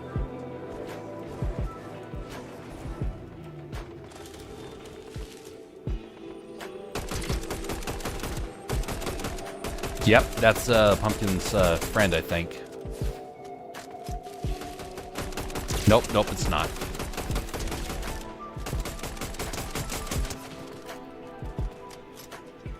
Oh, behind us.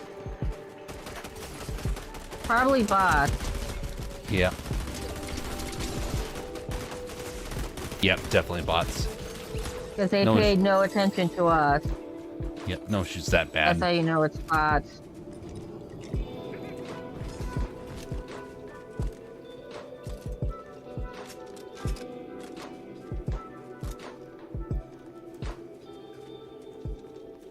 No swords.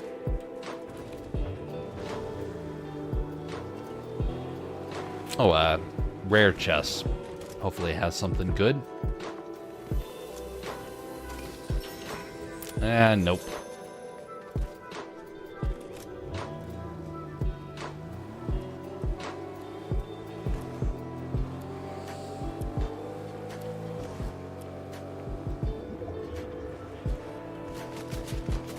Hello. Oh. Yep, that's them. Was that the pumpkin? Yep, that's him. Wait. There we go. This is not good.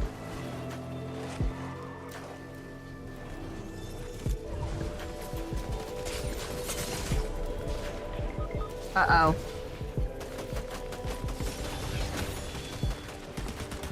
My game froze up. Oh no, that's not Or good. I don't know. I was chasing them and shooting them, the pumpkin's buddy. Then suddenly they were running in place, and my shots were hitting them, and then I got near them, I got stuck in place. And then once I finally was unstuck in place, they were fine and they were shooting me and I was dead. So I wonder if they were hacking. Because that does seem very odd. You know? Yeah. Well, between 10 and 40% of all gamers are hackers. So I know the majority of the ones that are hacking, you never know. They make it so hard to be able to tell. Even pros have to struggle to be able to know who's actually doing it or not. Yeah, but there's, like I said, there's stuff like that where it's like, there's certain things that it's like, yeah. There was a couple of games that where the hackers are really obvious and others that are really hard to detect. One of the games that is really hard to kind of detect if someone's cheating is Age of Empires. Now, if you're really good at it, you can start to pick it up, but some of the hacks can be as simple as you get one extra resource from Vills. Another one where the damage is slightly higher. Those ones are kind of hard to prove these days, and they're pretty good at detecting it. But one of the other things they'll do is they'll put in spectators, and a spectator will show up in the weirdest times. And then suddenly, when the spectator shows up, you start to lose.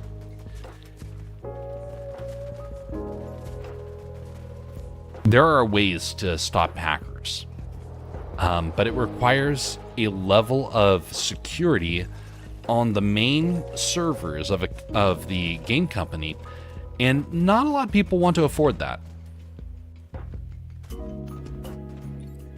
Oh, and then you still run the issue of you're going to be ahead to then be behind to then be ahead to be behind. Mm-hmm. Scutless says spending all your money and resources on that. Mm-hmm. Scutless mentions the guy who nailed you was with headshots repeatedly at 300 meters with a pistol. Clearly wasn't a hacker, and you're just a sore loser. 300 meters, headshots repeatedly. Yeah. Yeah. There was a guy, so Battlefield 1, hackers were like unheard of for months and months. They existed, you knew that they existed, but you never saw them. And then suddenly I understood why. Because I was playing and suddenly I died in the game. I died to a knife attack. And I thought, what is wrong with this? I never saw anybody coming. And I looked around and I couldn't see the person. But I paused my game feed because I started recording around that time. I paused the game playback and I saw a very, very, very, very small knife floating in the air. And I suddenly knew what to look for. People's bodies were invisible, and all that was left was the knife that was visible that they could not get to disappear. Their character was being projected underneath the game terrain, so thus from above you could see that there was a player there, but you could never actually see them coming. You couldn't even shoot them because the game didn't detect a body there. It just detected a weapon there. And I told my brother this, and he's like, nah, that's not happening. And I showed him the footage, and we were both dumbstruck at just how sophisticated this hack was.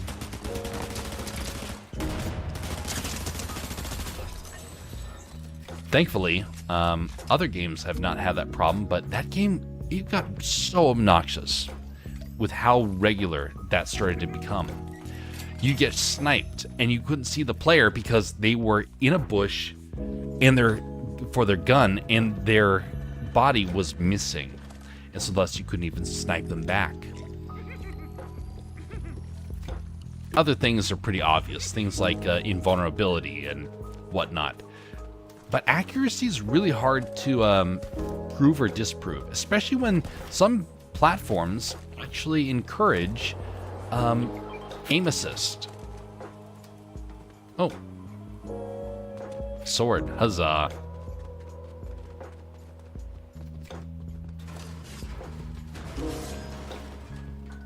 There's a couple times in games when I will ask whether or not someone has hacked, and a couple of times people will actually admit it. Not in games like this, it's kind of hard to ask that, but in games like Age of Empires, you can ask, and sometimes people will even openly admit, yeah, I was hacking you. And my response is, well, why? And then they usually just laugh, and you watch the playback, and you're like, yeah, that one was very obviously something shady going on. Greetings, Beer Jason. Aw, man, I didn't know you were playing, but I gotta go. See you, Jesserton, and Chatterton. Indeed. See you, Beer Jason. Thanks for at least stopping by. Have a blessed evening and morning, and we will see you next time, whenever that is.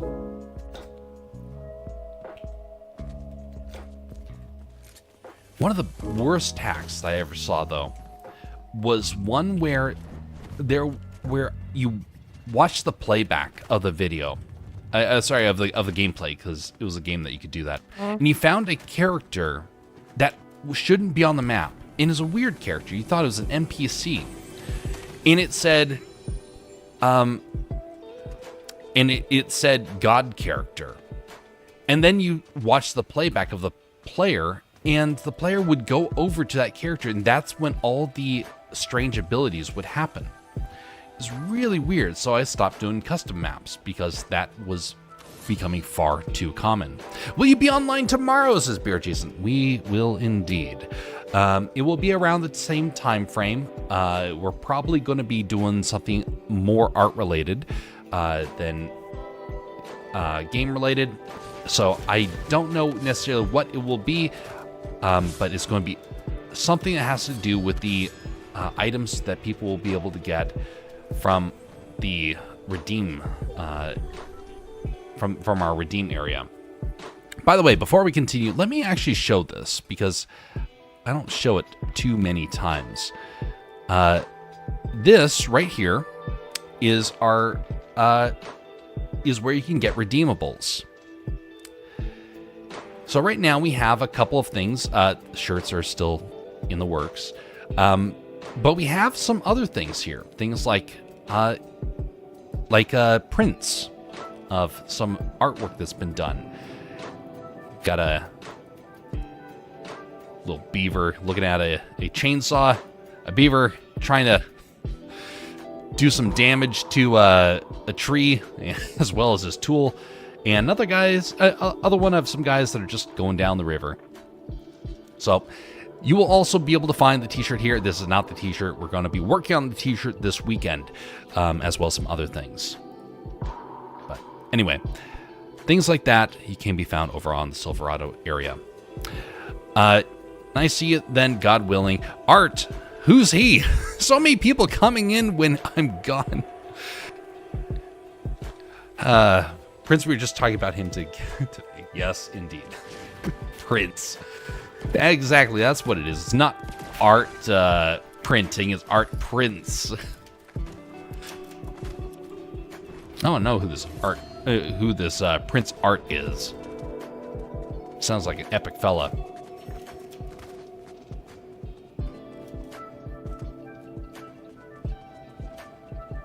For realsies, I gotta go. Have a great evening, Beer Jason.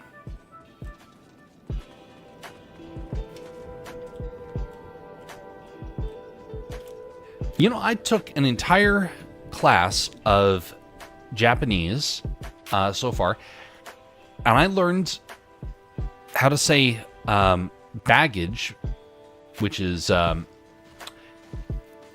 let's see here, nimotsu, I believe is what it's called. I'm still trying to memorize it. Or is it kumotsu? It's something along those lines. But we never once touched airplane. We never once touched car. I actually kind of find it a little strange. How about train? Now we learn train. It's a tensha. Densha. My bad. Densha. So I learned train, but I didn't learn car. I didn't learn plane. And I do find that a little interesting. But then again, that's probably because it's more common for Japanese to travel by train. Yep, precisely. Yes, they don't. They use that high-speed train and not. Yep. Actually, that's a good point. You do not want to drive in Japan. It is way too difficult for foreigners to figure it out. You have to go through quite a lot of proper training to do it. So I would probably avoided it if I actually did go over there, which could be next year, could be 2 years from now. I don't know. I can wish, I can dream.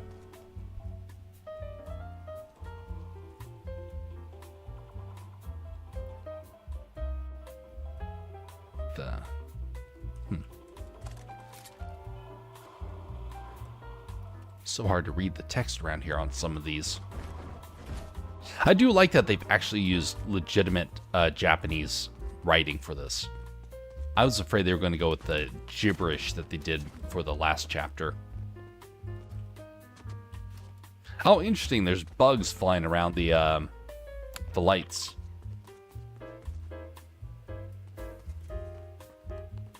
Yuck.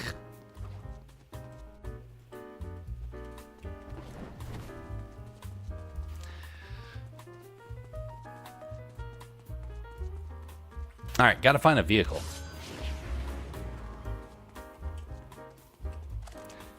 There's some beautiful areas in the Japanese countryside that I would love to see, but there's not a whole lot of reason to go out there. It's not tourist related, and so you really don't want to go somewhere that you are not necessarily welcomed. Not that the Japanese are going to be harsh or anything, but it's more being considerate to the people that are traveling, to the people that are having to deal with all the travelers.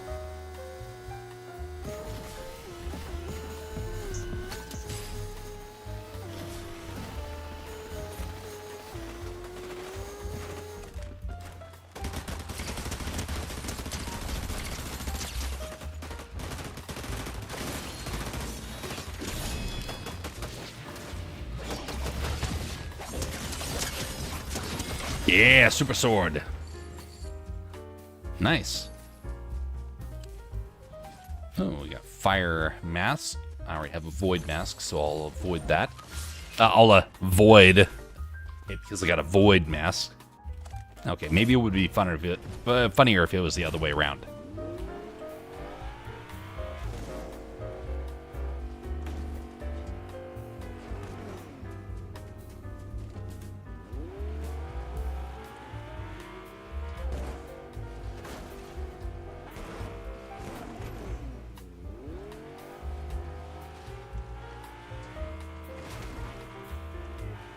So I mentioned on stream that what some of the days of the week are.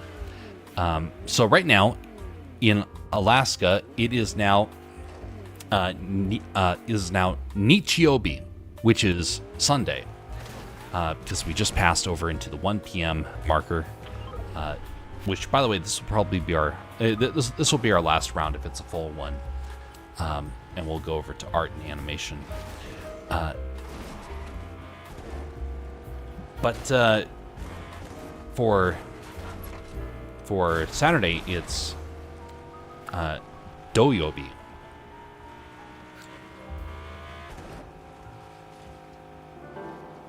On Suyobi, I have my final for the semester. And I am not prepared. I failed my last test horribly. It was embarrassing. I did such a bad job.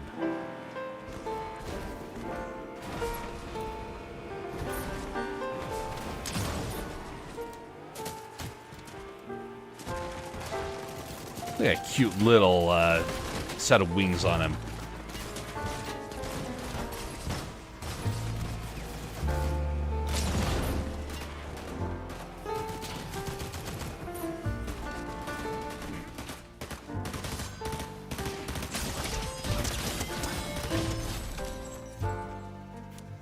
Fear the sword.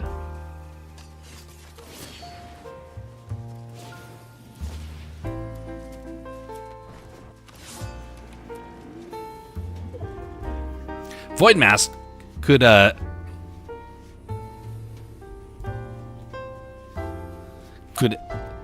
X-Death be far behind? I'm unfamiliar with that term. I'm guessing that's a Void character from a game, right?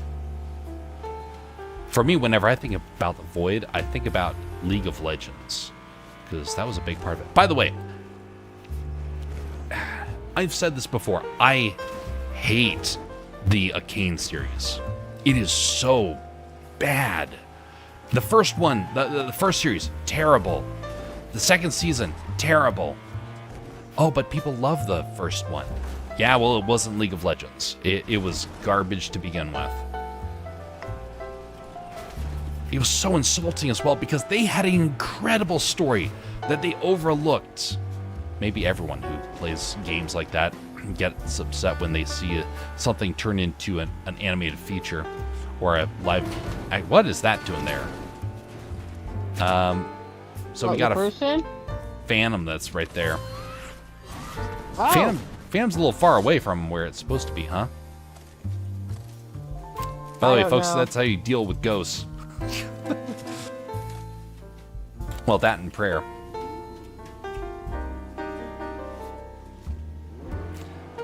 But Arcane, such an awful story. The original story. Now, here's how I think the story should have gone. Well, actually, first, X-Death is the main villain from Final Fantasy V. His main objective in the game is to gain control. There's some shield right next to us, Jess. Is to gain control of the Void, but in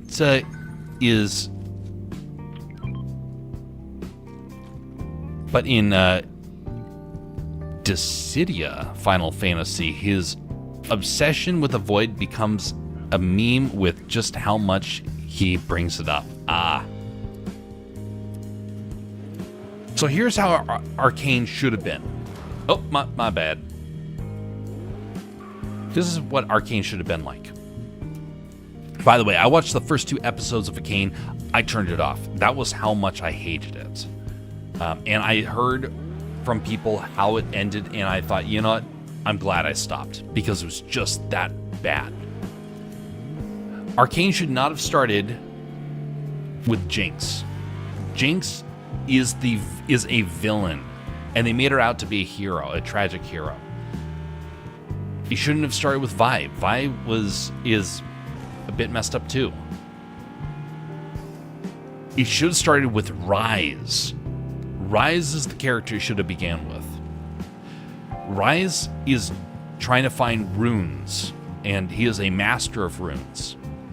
And in the original story, he starts to encounter terrors in the Void.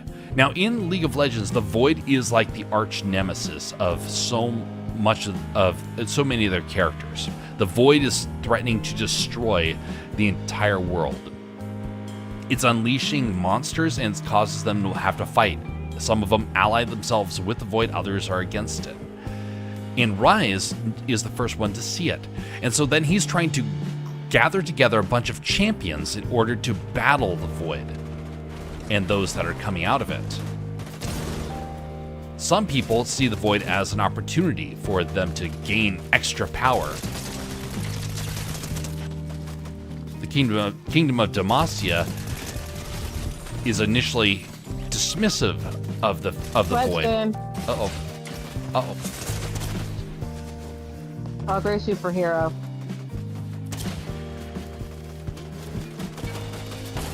That's right in front of me shooting. Yep, I gotta go and heal. Ah, phooey. Okay, we're doing one more. I did not like how that one ended. That's unfortunate. I was too distracted with hating on a cane to realize that we were in the end game. So here's how it should go. The story opens with Rise. He is trying to find runes, and he's an outcast. No one wants him around. He intentionally has isolated himself because he believes the runes are far too dangerous.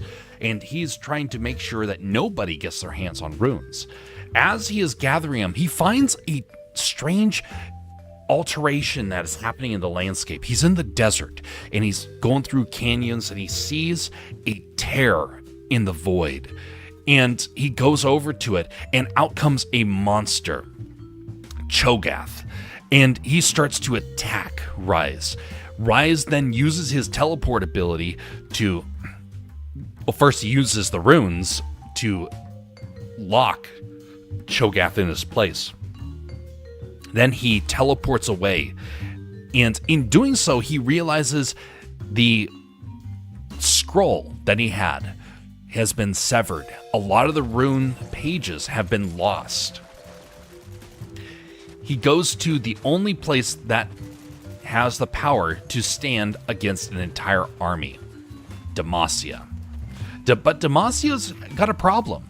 They are in conflict with a rival kingdom. And while the king is interested in wanting to pay attention, he does not believe that this is worth his time, or it could be a trick of the rival kingdom. And so thus, he rejects Rise's warnings. Rise then has to go to Garen, who is the champion of Demacia, who has the heart and soul to actually see through the challenges of trying to make a stand when no one else will. And he is recruited by Rise to help him. And then they go from kingdom to kingdom, gathering enough for a 5-person team. And that's when they are going to go and fight the Void. And at the end of the film, end of the first series, the Void is shut, and they think that they have won, only to find out the Void has torn in multiple other places around the world. And that's when you get to season 2.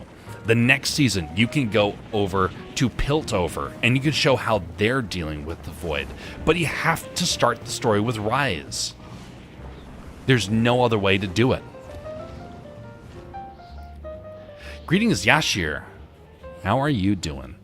Things are well over here. I'm just ranting against the atrocious, the atrocious series of Arcane right now. As a avid League of Legends player and fan, I was not happy with it. I'm surprised you decided to land very here. Considerate. Well, there's a certain character nearby that has a sword. So, can you guess why I would probably want this one? It's got to be a sword or nothing. You're very considerate. I hope that you find something of merit around here. We go through many different games. We go through, well, not as many anymore, but we used to go over far more games. We mostly focus on discussions and art nowadays. Oh, my bad. Thank you. Here, I'm just shooting into the ground rather than taking a drink from this gift that you've given me. All right. Now time to go and hunt down that character for the sword. I'm doing good. I'm new to your stream. I'm on my way to work. Well, I hope you have a great time at work. You know, that's something you don't hear a whole lot of people talk about, which is people actually find joy in work. Jobs can be a bit of a hassle at times, but there is something to be said for trying to find some peace and comfort knowing that you have the ability to make a difference, even if it's just a little bit.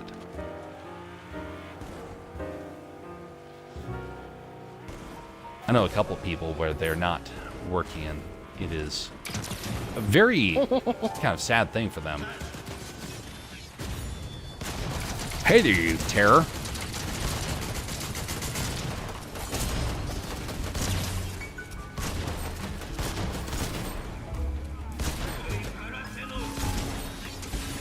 Oh, now he's going to use the sword again. Take that! Shotgun to the face! I know, it's very painful. I do not recommend it.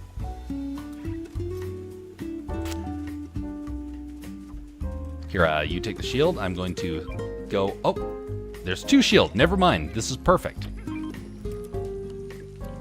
Oh, thank you.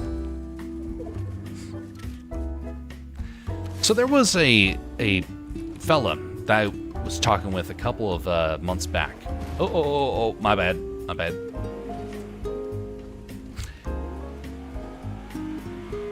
He came around for a while, and he had a dream. He wanted to get medically discharged from his work so he could be able to become so that he didn't have to go into work. But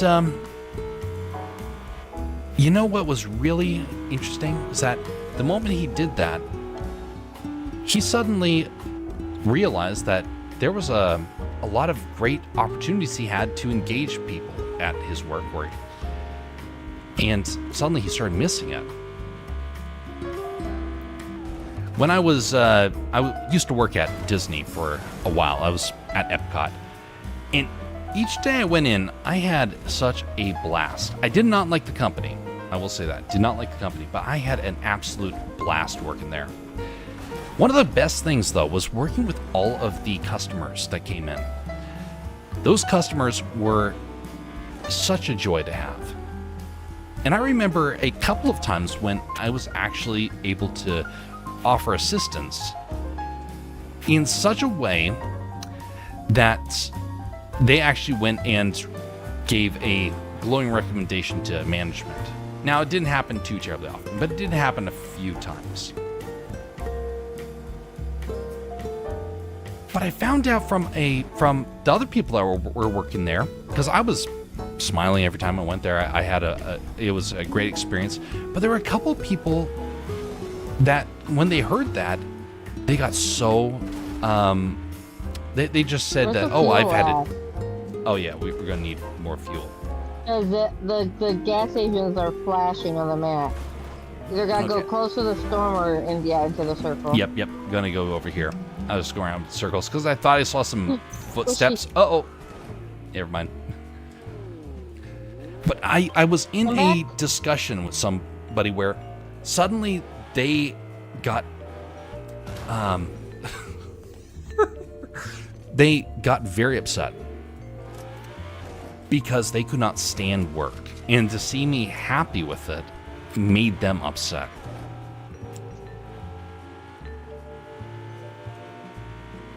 Then I realized you find joy in things that you embrace. And sometimes embracing things is not... Oh, we're going to swap out cars and we're going to run that guy over.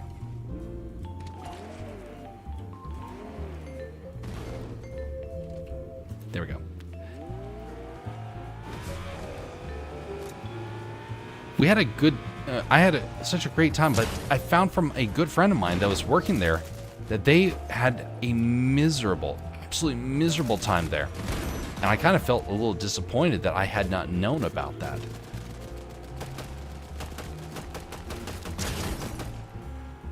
But while you can find joy in the work that you do, you also have to be able to help out those that are struggling. Eliminated him already. Ran him over. Okay. You have to be able to find also a way to engage those around you. That's why I'm such a big fan of community, because I didn't know that my friend was suffering that whole time. Hey, frog spawn has been eliminated. Yeah, you shouldn't fall from a cliff. Not advised. Don't go skydiving without a parachute. There we go. But I did not know that my friend had been doing poorly. Oh, thank you. Look, squishy comes in handy. There we go. Perfect. Had I actually known, I think that person might have actually had a better experience. They might have been actually a little happier if they had known. If I had known I had been able to engage them better. Road trip.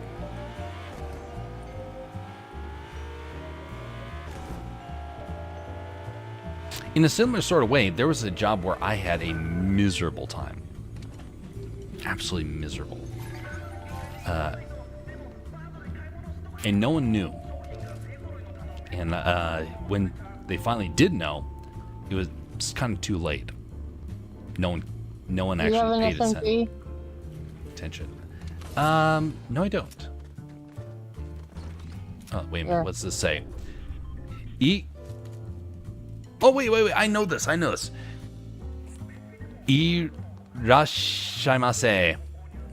Irashaimase. That is what you say when you enter a restaurant or a store and they shout out Irashaimase. Actually, I don't think that's how you actually pronounce that right there.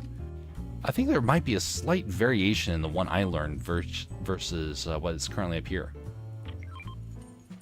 I don't remember which bullets it takes. Don't remember. Well, it means I have to go and study for study a lot for my next test. Okay, on our way.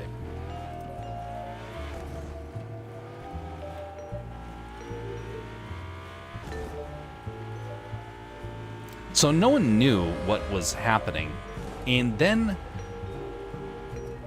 one guy reached out and said, "Hey, I haven't noticed you around for a while. What happened?" And I mentioned about what had transpired. Okay, someone's over there. I mentioned what had transpired and that I had left, and he was at first a bit sorry to hear that, but then he stopped caring. It's an NPC. Oh no, there is actual people over here too. Where'd he go? I don't know. Is he stuck in the roof? Oh yeah, he is.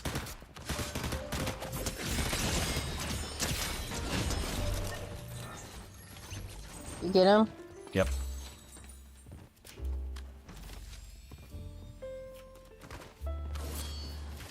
Poor fella.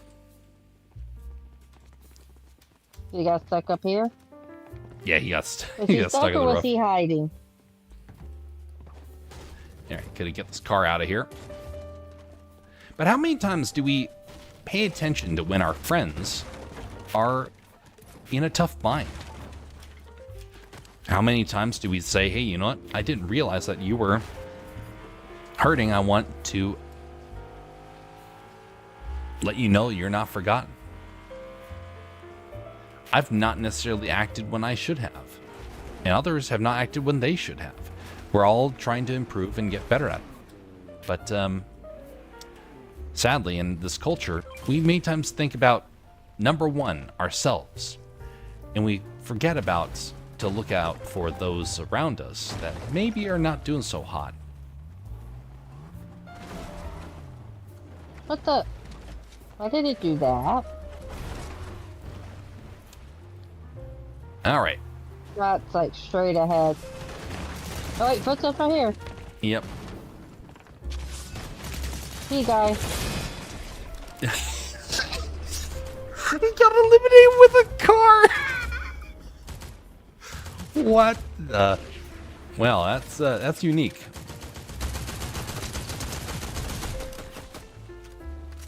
Eliminate bubbles in the water. Wow, that was a unique elimination.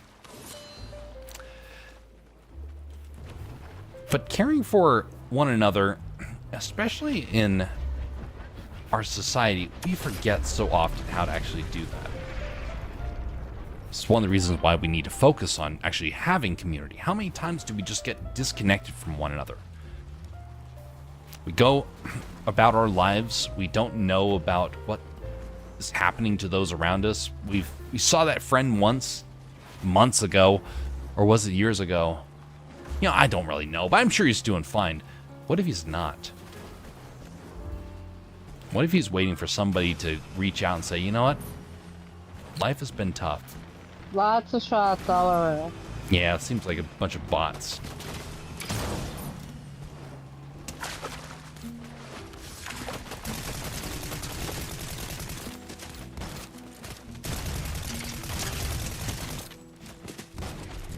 Well, Jack, that was not very impressive.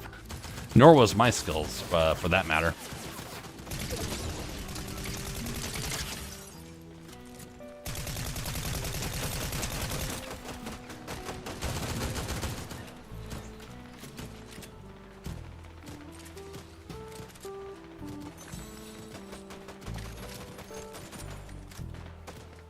Car over there.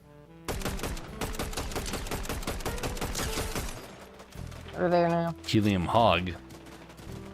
Oh, turning around for you. Ooh.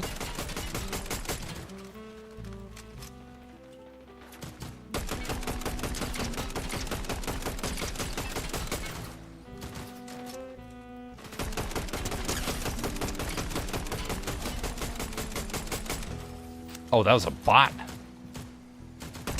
They had a bot. That explains a bit.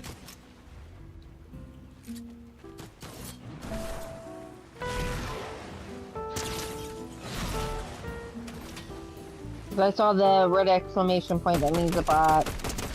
That guy triggered. disconnected.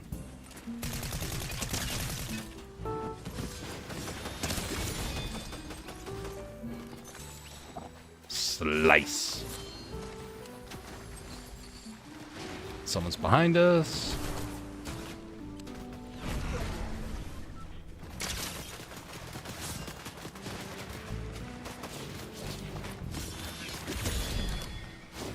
He's eliminated.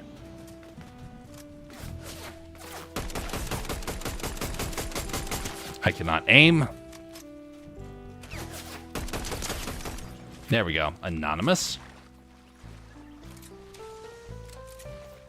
So there was a friend of mine. Who I thought was a friend. I assumed too much. But I thought he was a friend.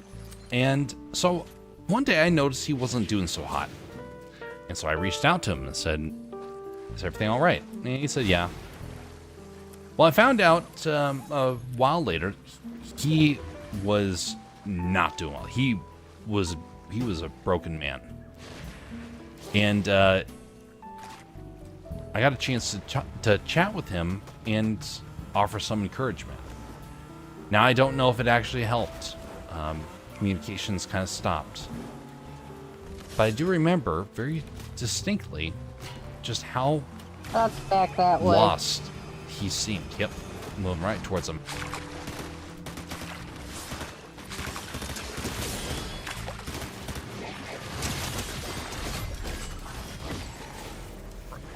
Rando dog. Is that it? Yep, he was an elimination that went down immediately. All right, I'm back. Hey, turtle. Right, here's the storm. Reboot. Right ahead. Okay. Gonna rush on in.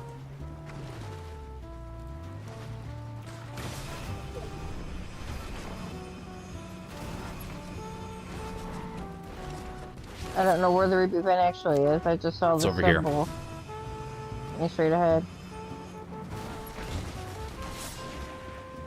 Oh, at the gas station.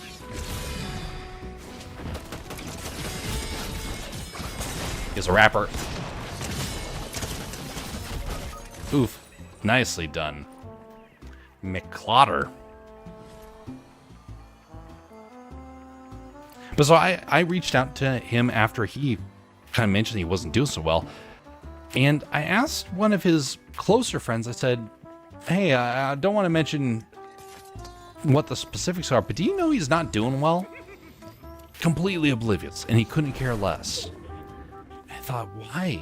Why would people be that cold? But alas, some people are that way. Oh, here. Nope, no, I got a blade. I was just checking. No. Do I want this? Do you want the med kit that I just Oh yeah, med kit. I want that. Make it. There we go.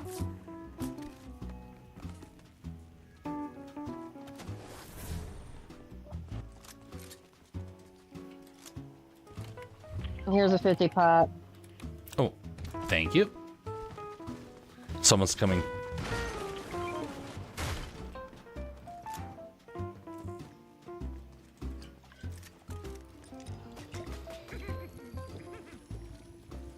Kind of weird the windows are black.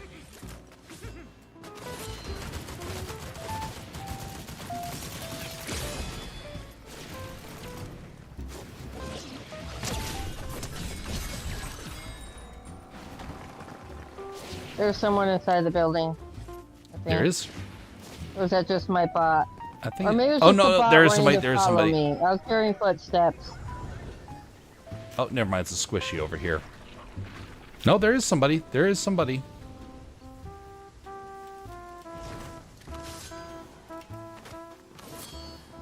You're hearing the footsteps too. Yeah, I heard footsteps. Oh, I got to get out of the storm. Yeah. That was close, actually. Here you go. Oh, thank you. What's a storm damage at? Oh, it's 5. Okay. We're in the end game. Probably about to go up. Okay. Ah, it's moving. Get to the car. Get to the car.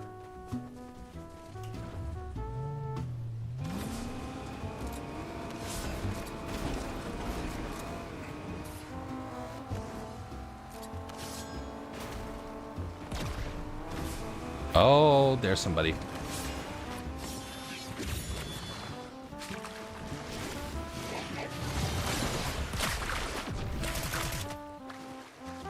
He teleported. There's somebody on me. Yep. They're not shot me, they're above me. Got him. Oh, we got a lot of damage on him.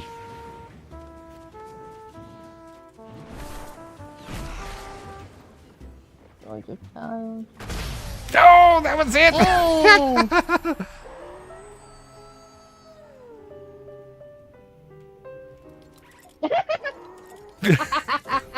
There's Well. she giggled. Oh, Squishy reacts when you have victory. I guess it was near us. I know when like I eliminate someone that's on the back, it does. But that air one I ran past, it was still pretty close to me. And we saw the victory, and then I heard it go. Ah! And then it was like, ah. I think it just like giggles and sighs every so often when it's running around. Hmm. They're so cute. All right. I'm going to close out of the Fortnite stream. Thank you, Jess, for participating. Much appreciated.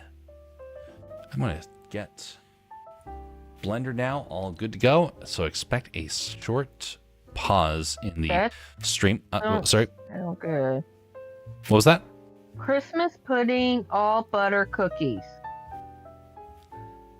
Christmas pudding, all butter cookies. Well, really, That's a unique. if you look at the label on the package, they call it biscuits because it's from Woodard, which is a British company.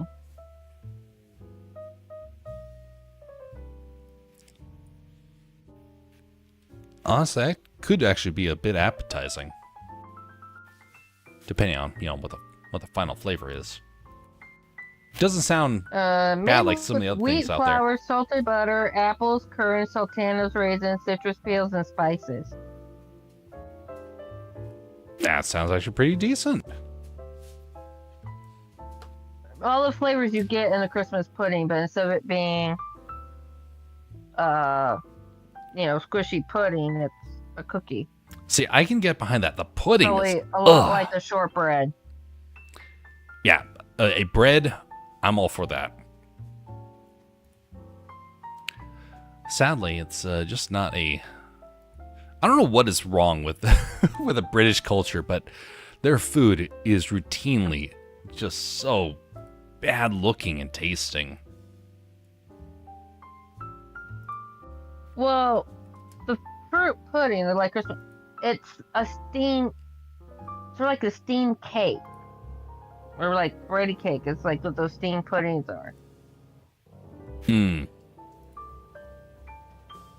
Or like probably a steamed cake. So that's probably, the different texture. But then the fruit, the Christmas one's like a fruit pudding, pretty much like sort of like fruit cake, I guess. You get like raisins, sultanas, and like candy peels.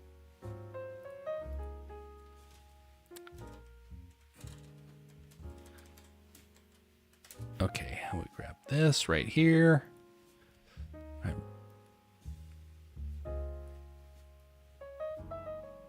There we go. Now, the gingerbread hot cocoa from Witters sounds like it could be good. Gingerbread hot cocoa. Honestly, not too bad sounding.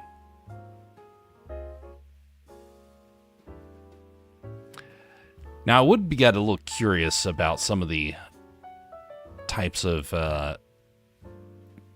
Christmas foods they come out with that are just purely sugar, and there's like nothing else to it. I would struggle with those sorts of things, but things that are like creative, that are just a kind of like a variation of something old-fashioned, I would very much like to try some of those things.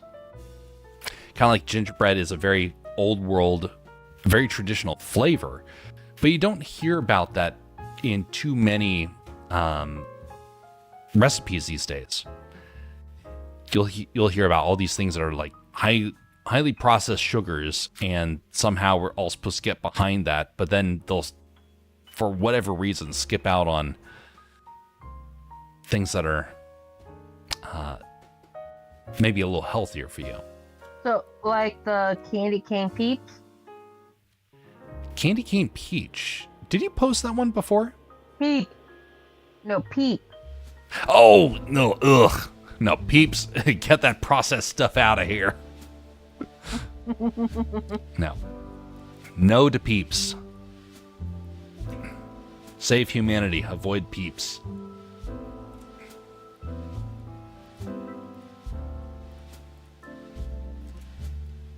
Unicorn Dreams pink hot cocoa mix packet.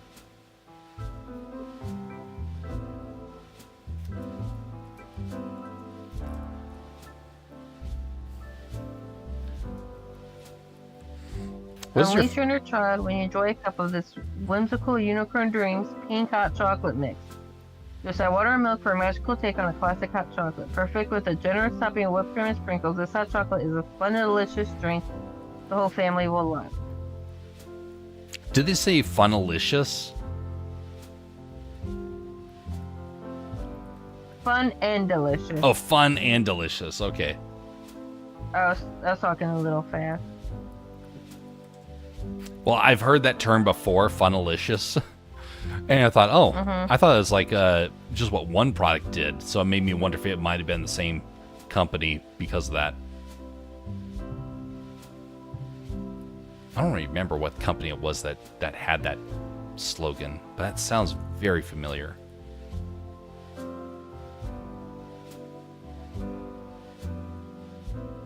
I don't know where it would be chocolate Milano flavor. That Guarani, the syrups for putting in like coffee or hot cocoa or whatever. A holiday sampler. Chocolate Milano's one. Toasted marshmallow. peppermint, pistachio, and winter spice. Winter Like, spice. What makes? Yeah. What would be chocolate Milano? Let me see. Like you said, it's perfect for coffees, lattes, cold brew, hot cocos, iced coffees.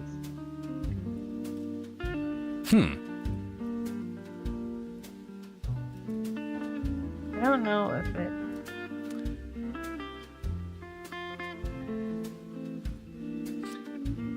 Of the type of Christmas goodies that you can get, what is your preferred one, Jess?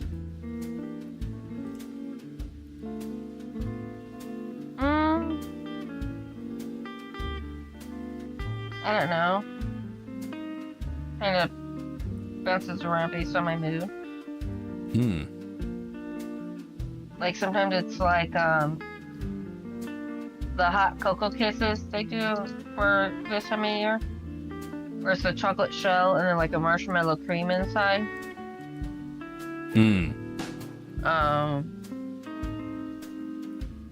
Sometimes it's something more pepperminty.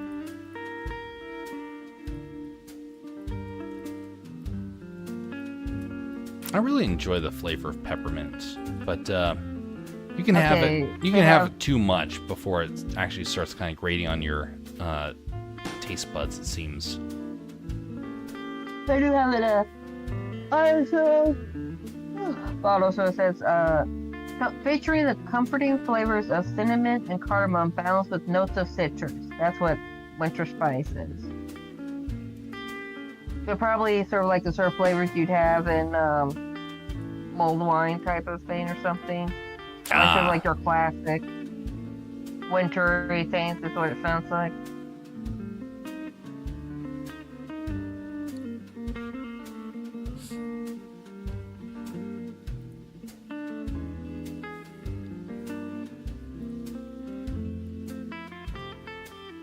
The older I've gotten, the more I've really come to appreciate a lot of the traditional holiday flavors. When I was younger, I was all about the kind of getting that sugar high, and now I'm kind of want the old flavors. Not because it's nostalgic, but because it's like, it's actually kind of fitting for the season. And a lot of times you had flavors like that were around because people in the olden days, they didn't have access to all of the great flavors that you could have for a dinner like year round. So it was whatever you could preserve. Things like nutmeg was, or chestnut, or cinnamon, garlic.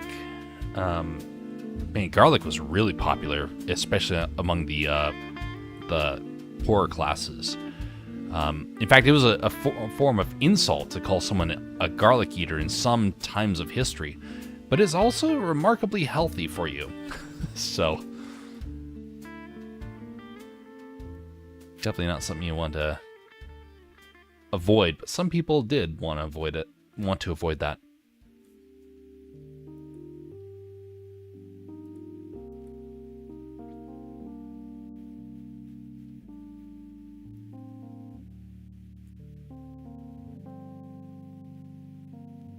Kipper sniff?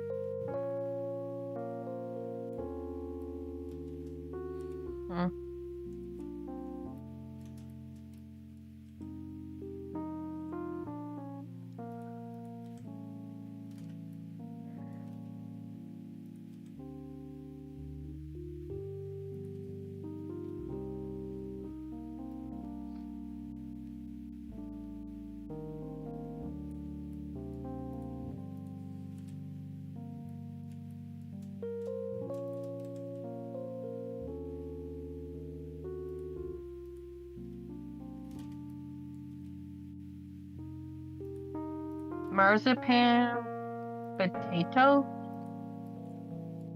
Marzipan and potato put together? Ugh.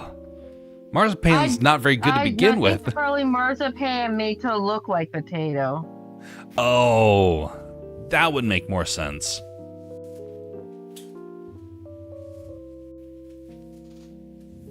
They kind of do. So it's lightly dosed with cocoa powder, potatoes, and then they're potato shaped. So you got the marzipan on the inside, and then the cocoa powder on the inside. It does kind of look like a bunch of little potatoes. Hmm.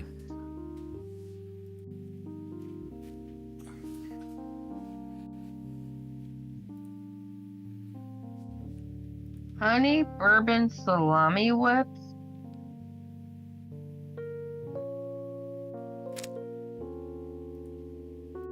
Wait, describe that again. Honey bourbon salami wraps? Whips. Whips. WHIPS. They're called salami whips. And then it's a honey bourbon flavor. So it looks like salami version of the jerky sticks that like we sell. Oh, that sounds good.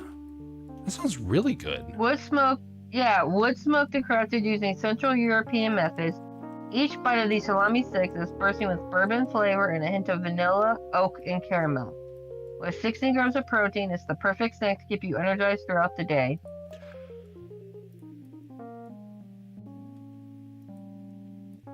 So interestingly enough, Central Europe's really good when it comes to meat preservation.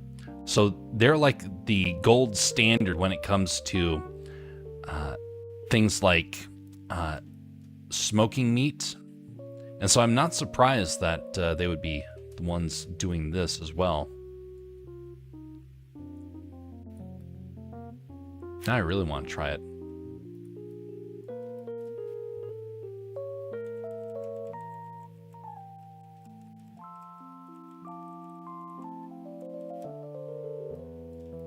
That's what it looks like. Oh, that's interesting. Honey bourbon. Tasty. There's also hatch chili.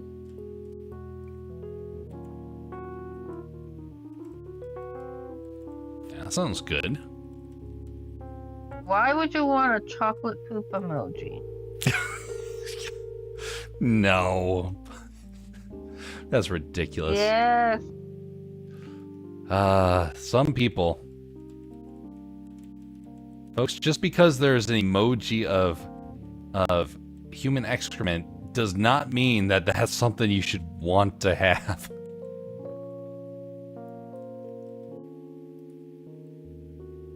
Oh. Well, supposedly, according to the creator, it's supposed to be a chocolate ice cream. Yeah, sure it is. Especially when it's gotten a whole new meaning to it over the last couple of years. Like, golly, it was even in the Emoji Movie. By the way, garbage movie. Not worth it. Uh-huh. I knew it wasn't going to be worth it, so I watched it on an airplane. And that was a definite waste of time. I don't know what they were thinking when they came out with the Emoji Movie. Such garbage. But somebody somewhere thought it was a genius idea. Cream of asparagus soup mix? Ugh. I don't think I've heard of that as a cream of. Oh, spatzel and mushroom sauce. Now that sounds good. Mushroom sauce is always great.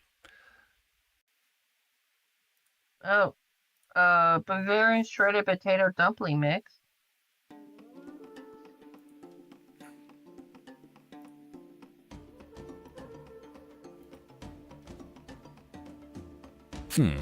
Well, that's what the translated thing for the title says. The box says, well, the number 12 is I Feireich Noodle.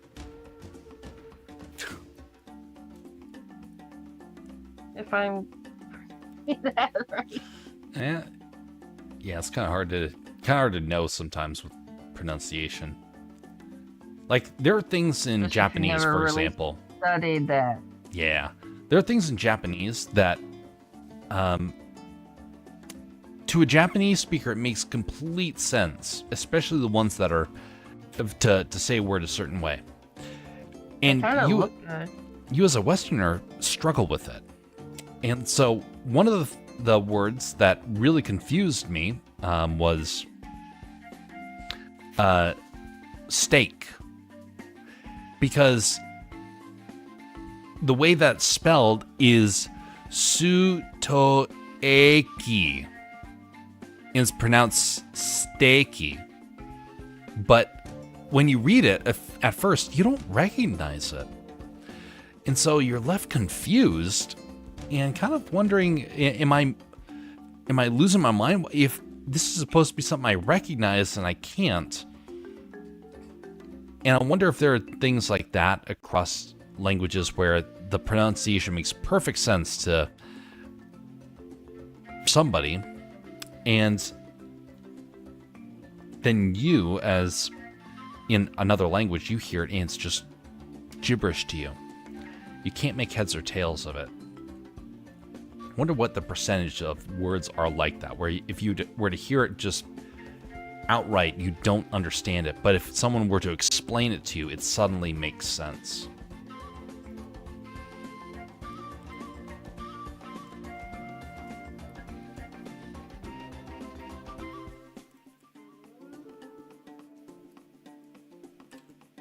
Now, there are other ones that make perfect sense, like cafe was, like a cafe, like a coffee shop sort of thing, is, lo and behold, cafe. Oh, kind of like how in Italian, cream cheese is Philadelphia? Yeah.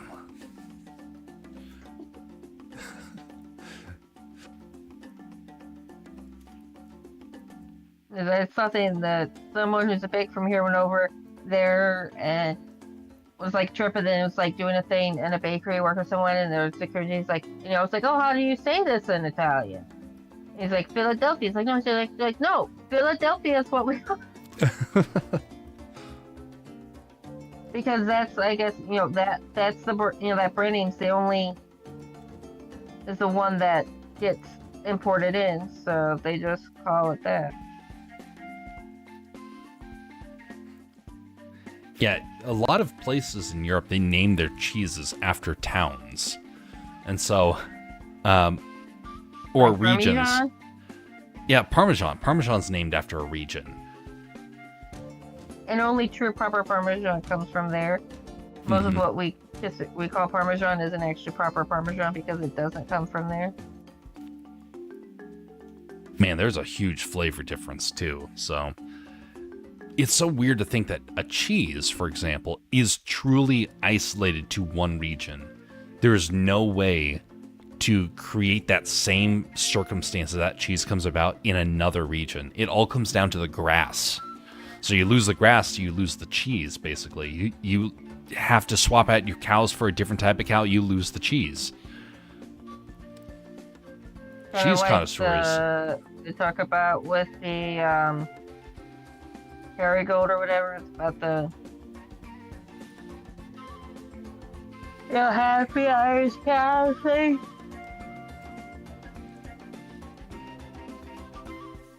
Sorry, what was that one? Happy Irish cows. That's supposedly what makes the Kerrygold cheese so good. Yeah. I wouldn't be surprised. I want to know what Weisswurst is.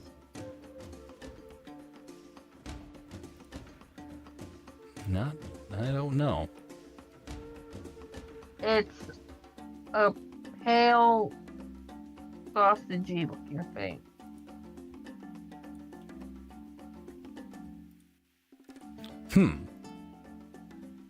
That's packed in brine.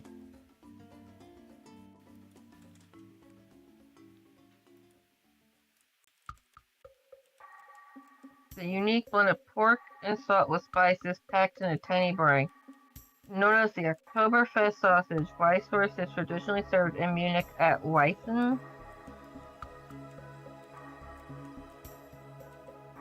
All I know is that just does not look right. Oh. Yep. Bavarian style Weisswurst. Vice versa, by the way, I cannot have. There's a spice that they put into it that just makes my stomach churn. Rotwurst I can have, but not vice versa. I don't know what it actually is that triggers me, but some sort of spice in there. Probably try looking up traditional recipes for them to see what spice is listed to be made in the one but not the other. Yeah, I definitely need to figure that out. But I don't live in Germany anymore, so thus the chance of needing to worry about that is kind of gone. Actually, schnitzel I can't have either. Jaeger schnitzel I can, but there's something in the breading that they put with just traditional schnitzel. That same effect. It causes me to get kind of violently ill. So yeah, it might be wise if you can figure out what spice makes you sick so you can avoid stuff with it. Yeah.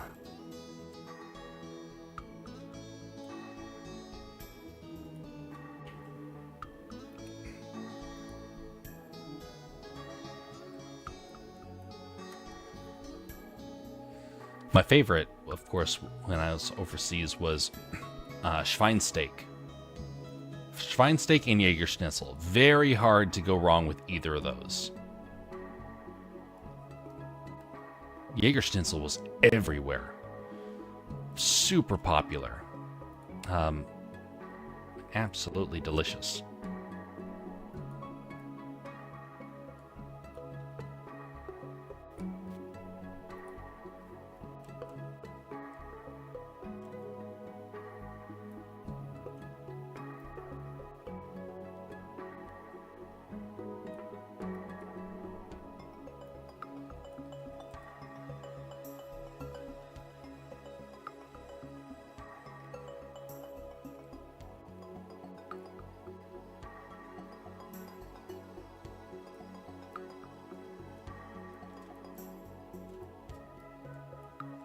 Have you ever been to an Oktoberfest?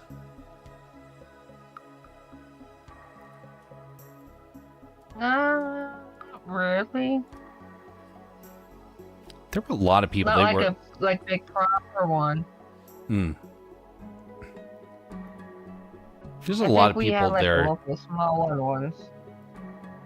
They're like certain that it's the best experience in the world. And every time I've seen footage of it or been to one, which hasn't been often, but I have been to a couple of events where you could see it taking place, it just never looked enjoyable.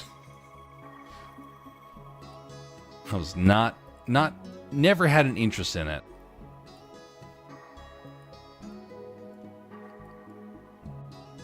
There was one time I got to, when I was in Disney, when I got to participate in it was kind of like a sad attempt to try and create an Oktoberfest for the students. Now, they did a good job in the sense that they had Germans that were kind of leading the whole thing, but it just wasn't the same. It wasn't the same as real Germany, just because you're in America. You're surrounded by Americans. The music's not really there. The energy's not really there. And of course, because it was a student event, you couldn't have any sort of alcohol. So it made a lot of students very upset. Now, it didn't really matter to me one way or the other because I didn't need to be partaking anyway. But I was offered, I want to say close to 20 or 25 cups of Spätzle. Now, Spätzle is a type of soda. Very popular over in Germany. And the German lady that kept coming up over and over again to refill my Spätzle cup kept saying, "Oh, it's the Spätzle man. Here's another Spätzle." And so, not quite like this, but kind of similar in that sense. German woman running around with Spätzle in her hand rather than a pretzel. Kind of interesting. got this before leaving Germany. It's been on my desk ever since, along with a Lego film crew. So kind of ironic that I've been doing Lego stuff as of late because of this. But anyway, so I was known for at least one evening as Spetzy Man. And everyone else was just like, oh, I wish there was beer out here. And I was like, I'm enjoying the Spetzy. I don't know why you guys are complaining. It's really good.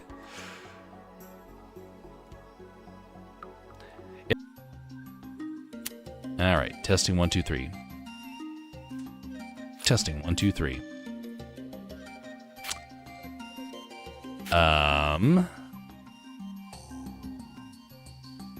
Yeah, Twitch's broadcast has ended. Oh, great. But no, it shows you're back. Oh, okay. YouTube's back as well. I think no. Hold on. It showed your name, but then when I click, it just shows you dying. Okay. And Well, it goes back to. so Twitch is unstable, but Oh no, wait, YouTube's this playing. time I clicked, it's taking it longer to think. Ew.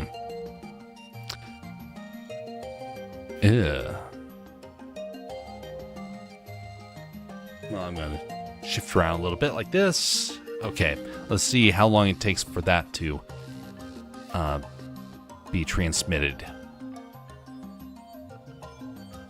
I mean, not like there's maybe if a huge crowd out there that probably would matter about my stories of Spetzy Man, but you never know.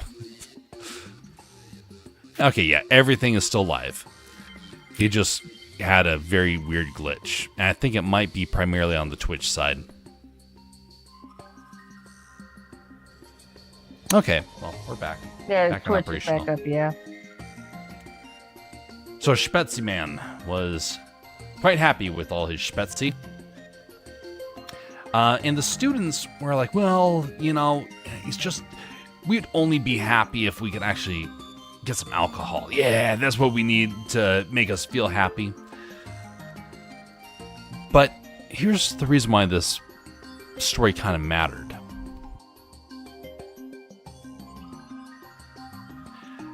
See, a couple of weeks later, I got to talk with a guy who had been going on a party bus.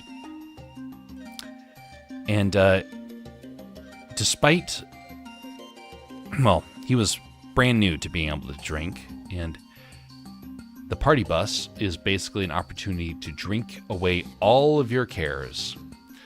And highly immoral, and I do believe that people are going to be busted for what happened at those events. I do believe it. I mean, if a recent culture is anything to take away from all these scandals, Disney will get hit pretty hard by this one day. As will a lot of students, most likely. Stories are truly horrendous. But anyway, he got to drink away. He got to drink away of the night, and he had so much alcohol. And he came back and was sick for hours and days afterwards.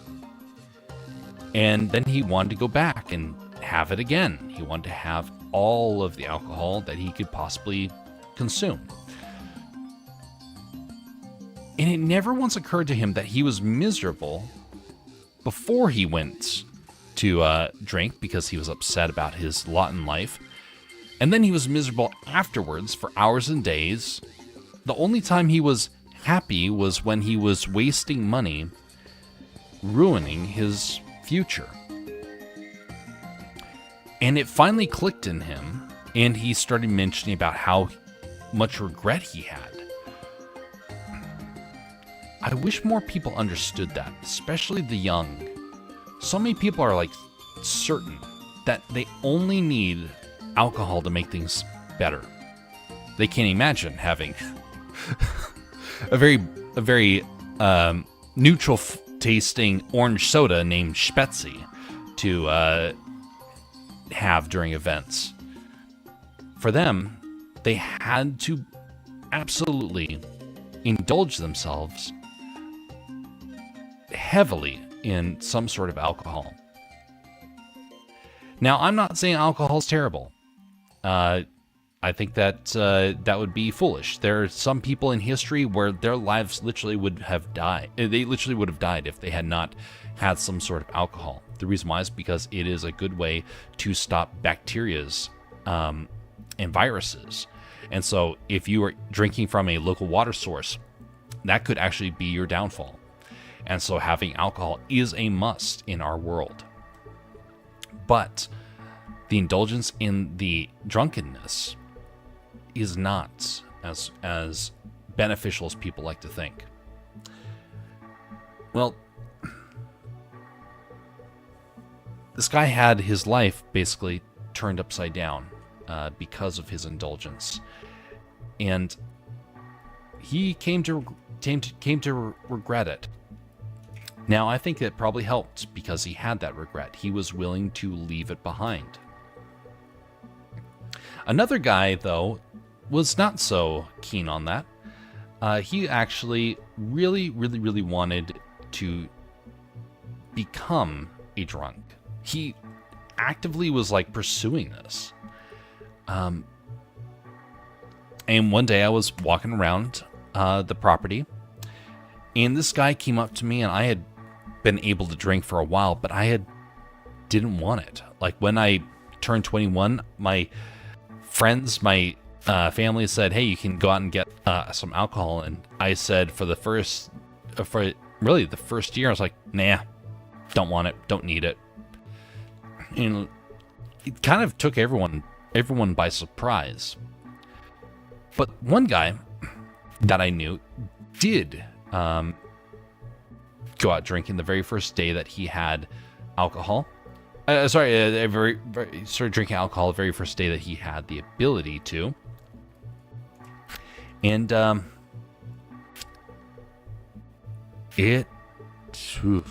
felt sorry for the fella. But he had chose his path. He truly did become addicted to it. He had to have it. He has spent his whole youth dreaming about the day he could finally drink. And finally, when he could do it, he became addicted. Sometimes we're denied something because it's a vice and people are trying to help protect us. And other times, well, sometimes we're denied because God is protecting us. This guy could have probably had a much better life if he had not become addicted. And I'm sure there's a chance that he didn't stay there, but the track record was not good. How many vices do we come across that we're like, you know what? I desperately want to have this. I can't imagine life without it.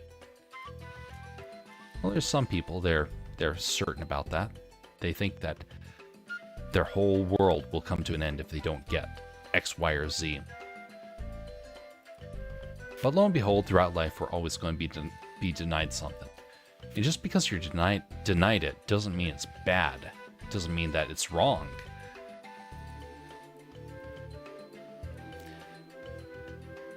When I was at that Oktoberfest, everyone was upset that they couldn't drink.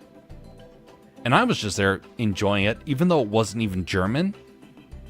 I was still enjoying it and getting to have many conversations with people, of which I still remember some of them very well. Several conversations. I got to have all the Spätzle that I wanted because no one was drinking it. I got to have German food. And I got to speak with Germans, which I hadn't done for many years at that point. What was there not to like about the whole ordeal? Well, most students, it was pretty obvious that it was not what they wanted. They had to have the alcohol, otherwise they're unhappy.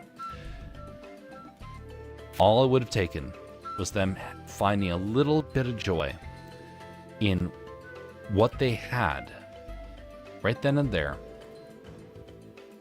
and they would have probably had a lot,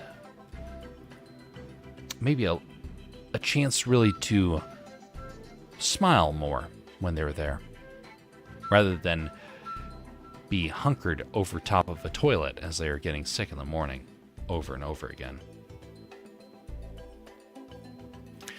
One of the managers, one of the guys that actually was our trainer, we'd stopped by an area called, an area at downtown Disney, when he said, "All right, folks, just so you know, you are going to hate this job. I know you guys think that it's going to be a great experience, blah, blah, blah, blah, but you're going to hate it, and pretty soon you're going to end up like me over here at downtown Disney, using all your salary from the previous week to drink yourself into the morning." And he flat out said that in the orientation. And I looked at all the students around me. I was like, they're nodding. They want this. They want things to feel meaningless. I never went to downtown Disney to do that. In fact, I barely went anywhere after dark. I would be working the night shift. Well, evening shift. And so I never even had the chance. So I would wake up at 2 in the afternoon, 1 or 2 in the afternoon, get into work at 3 and work until midnight. After which I would come back to the apartments, and to avoid the chaos that was the Disney residential area, I would hide in the swimming pool, exercising. Then I would come back to the apartment, eat something, and go to bed. And then I would wake up and do the whole thing over again. The people that did have nightlives, I dare say, did not turn out so well. They were certain that they were having fun, but all the signs pointed to that they were miserable.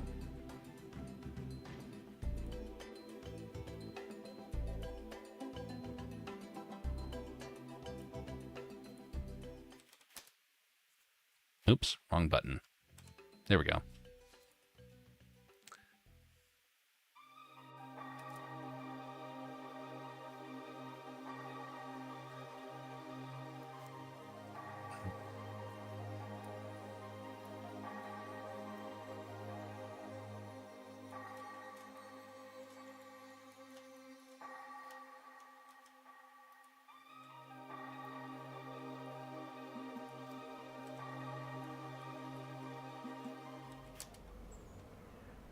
Oh, come on. Stop that. There we go. All right, I need to turn off my hotkeys. That's what I need to do.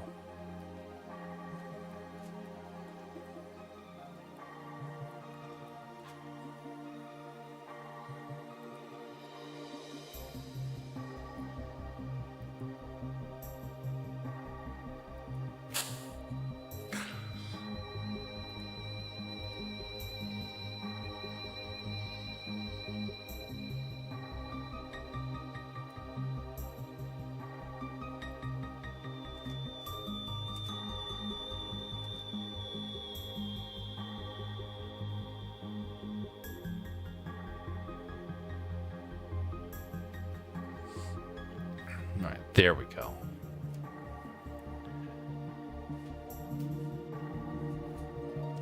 Now time to refine the rest of this rig. Now the basic steps are all done.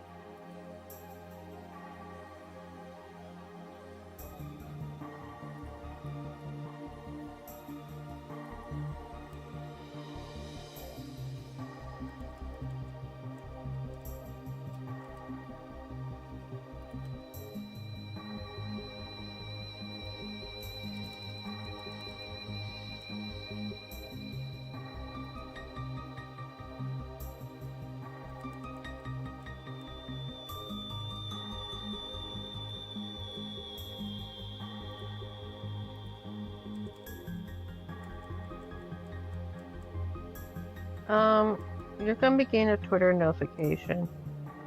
Twitter notification. Okie dokie. I tagged you. Oh no.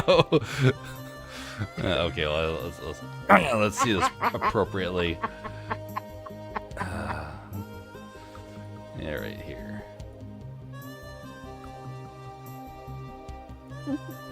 It was an epic one though, the way you went off the sign. Okay, wait a minute. I don't think the audio is working again. Let me see here. Well, it's not gonna have our voices. It's only gonna have game audio. Yeah, no, the game audio is not playing for me again. So, oh, I know what I need to do. Okay. I think I understand this now.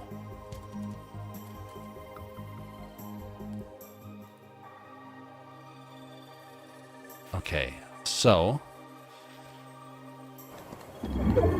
Yeah, okay, there we go. Now it's working. Huzzah. Alright, now time to see this.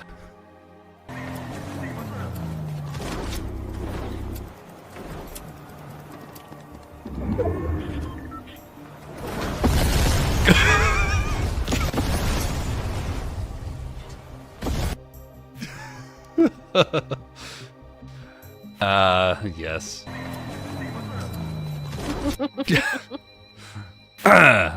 Just when I said, don't tell Dad, man. Now he's gonna know. He has competition. Yeah, I clicked destroy it as you were saying, "Don't tell Dad," and I was hitting the clip button.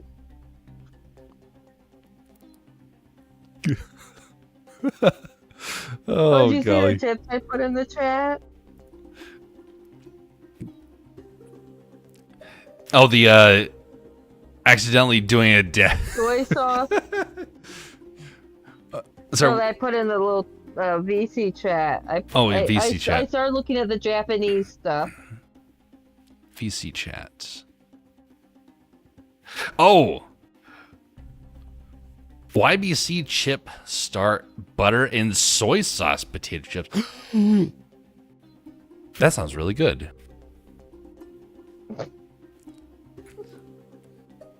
Delicious soy sauce. Do you know that, for those that are aware, well, not aware, soy sauce was a mistake. A Japanese pilgrim went over to China to study at a Buddhist monk, by Buddhist monks, if I remember the story right. When he was over there, he came across a very interesting sauce that people were putting on their food. And he loved it so much, he tried to replicate it when he got back to Japan. But when he sampled it, it was disgusting, and he didn't like it. So he just put it over in a corner of his cellar and forgot about it. Because it was like the way you preserved it, you had to put like in a barrel that was pressed or something like that. And he went back a year later, found it, and it smelled very good. And so he sampled it, and soy sauce was made. So we don't know what he was trying to replicate. It's a big mystery. But soy sauce came out as a result of a happy mistake.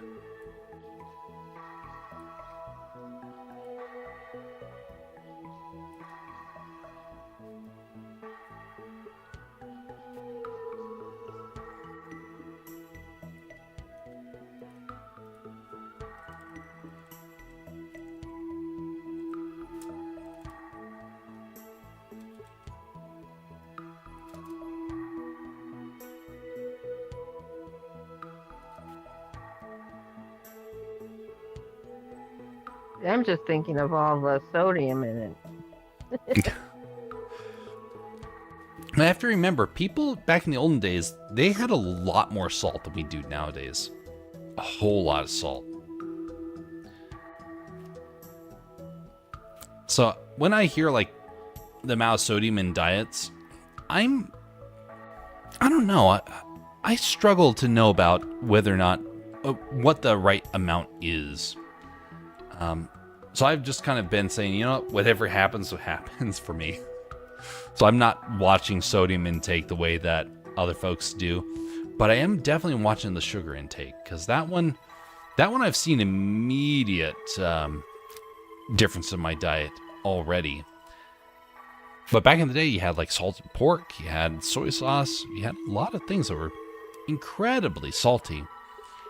But then again, they had a lot healthier salt. How many people? Yeah, but then also how many people weren't living quite as long. Yeah, that is true. That is true. They were not living so well.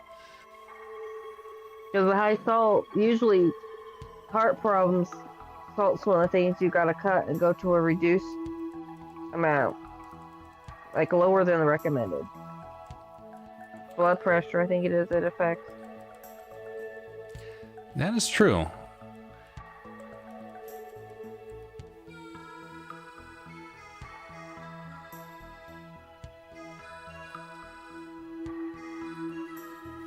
I am definitely not somebody who is too keen on the medical field, and so for my understanding of it is very rudimentary and very simplistic.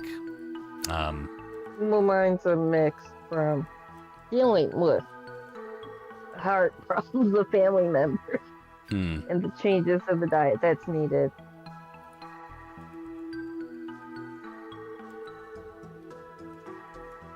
Well, also retaining too much water on your body can be bad too. I definitely know that. Like it can cause heart failure from it, like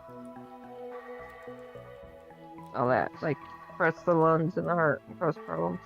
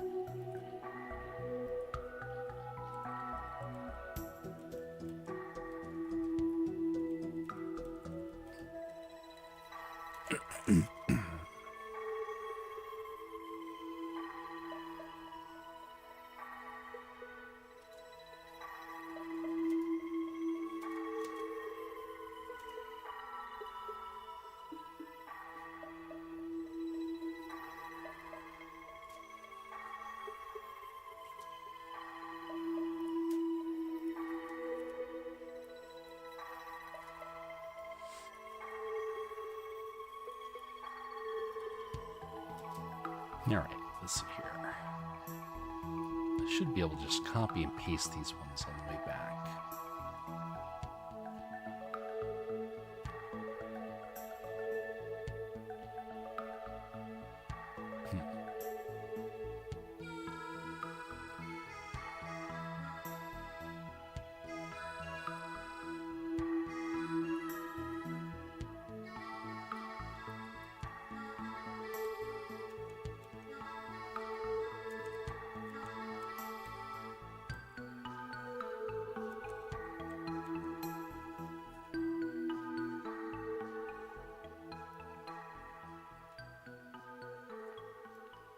Copy.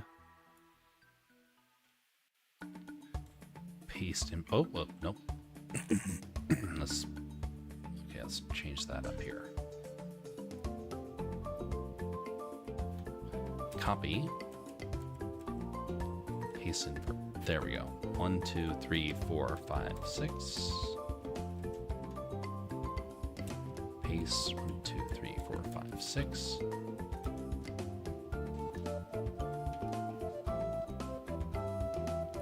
Now, duplicate. that.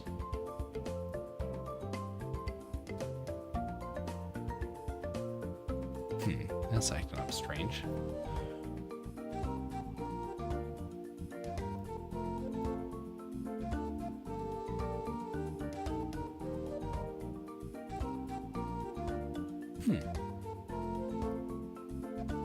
Oh, wait a minute. There we go. That's part of the problem. Okay. Let's try this again.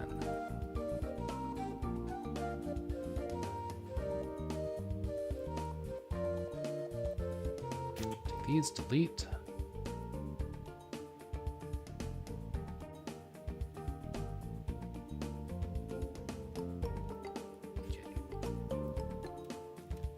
Copy 1, 2, 3, 4, 5, 6.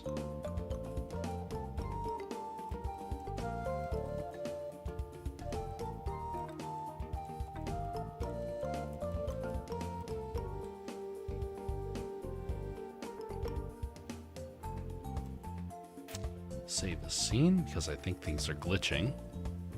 I'm so glad how stable Blender is compared to what it used to be. It was a huge gamble whether or not a scene was going to be workable.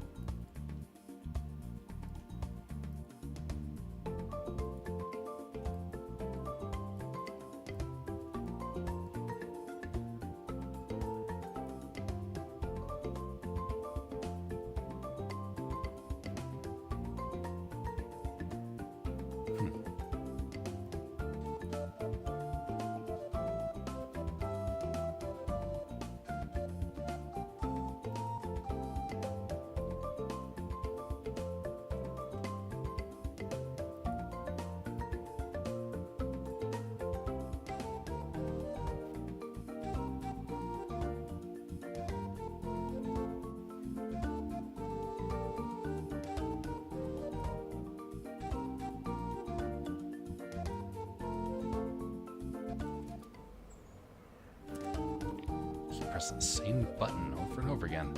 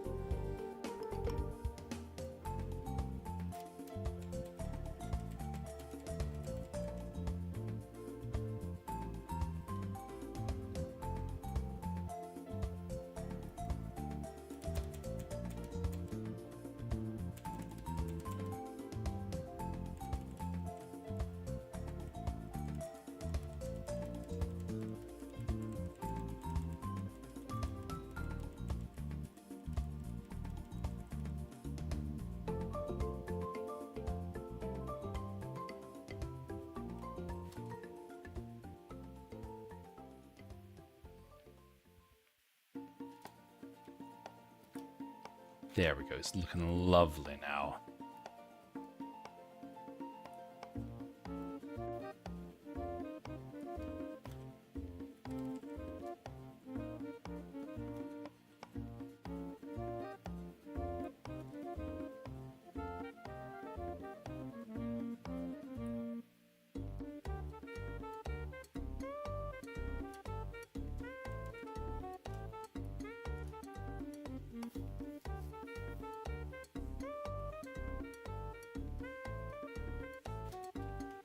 All right, let's add this into the scene, into the edit. This one goes up to here.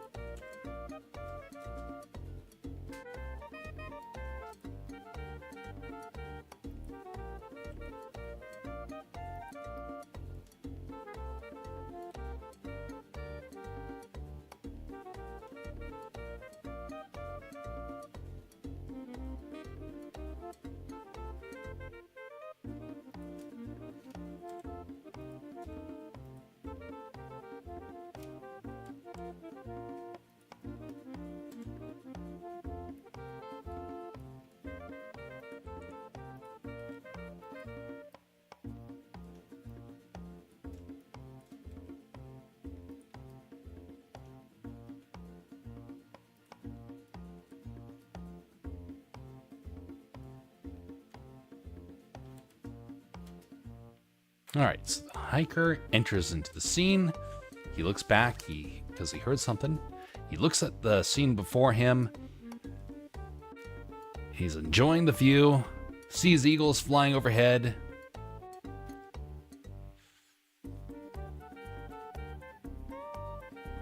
He breathes in the mountain air and is happy. But lo and behold, there's a creature walking in the woods. He approaches. I need to change the camera angle on that. And he looks out, and I'll shorten it. He gets angry. And that is not what's supposed to happen there. Why is that? Oh, yeah, that's right, because I changed the scene around. So I want to add in new scene. No, not that.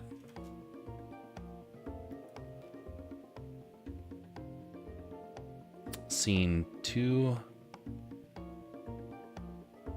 Wait a second, where is it?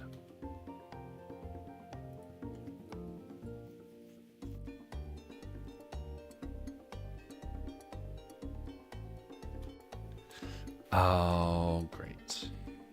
I messed that up.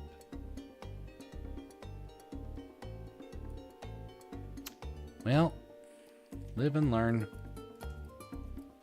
Always break the scenes apart before, not after.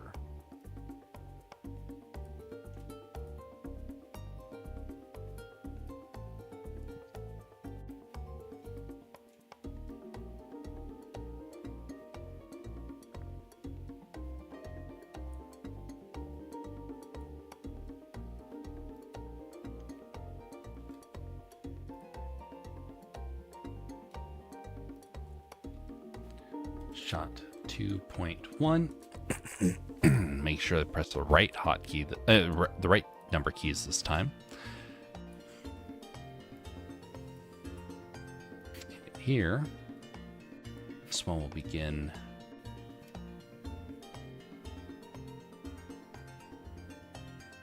It's this point.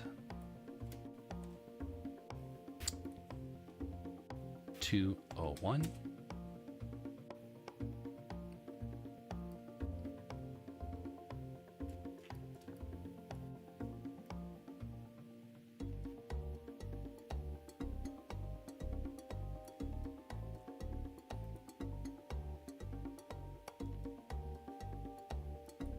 Let's shot 3 here.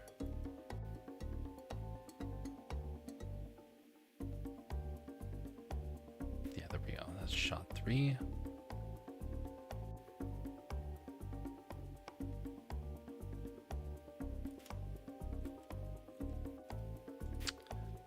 Two, 6, 5. I did not break the scene apart appropriately. I need to remember to avoid this mistake again in the future.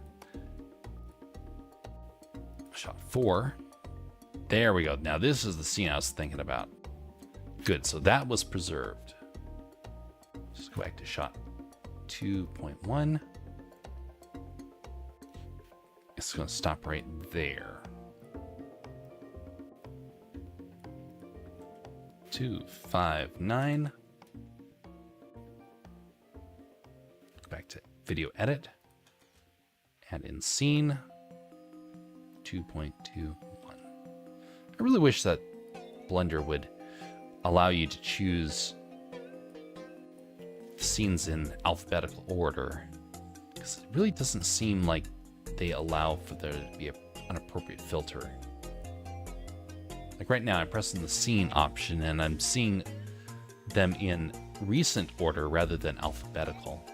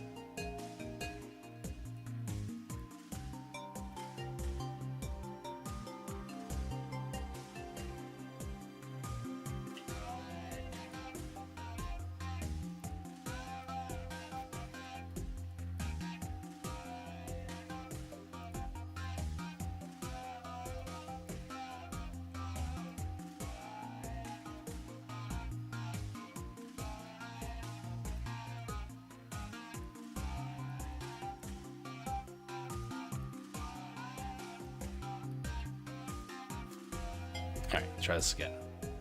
Sasquatch is walking in the woods. Big feet stomping on the plants.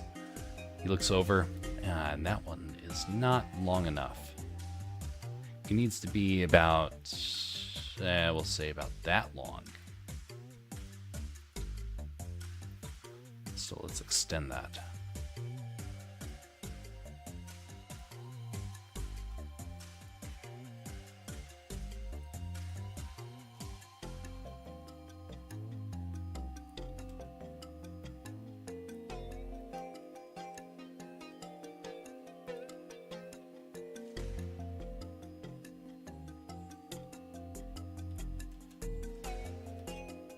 Stretch it 50 frames.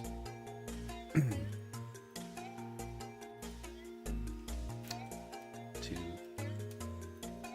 80. Yeah, 300.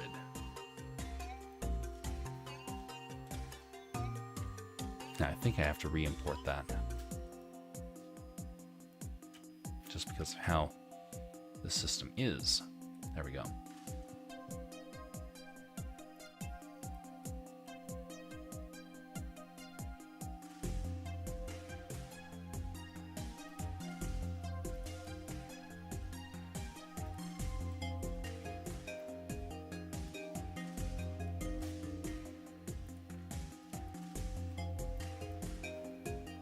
It's good to learn how to do this stuff by yourself because you never know just how many mistakes you're going to make along the way, and that way no one's relying upon you to get it right.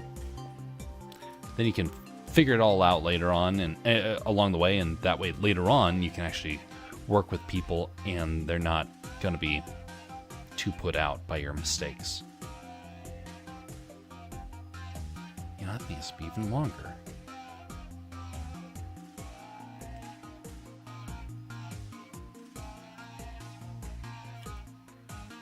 Another 50 frames over. Let's just go 350.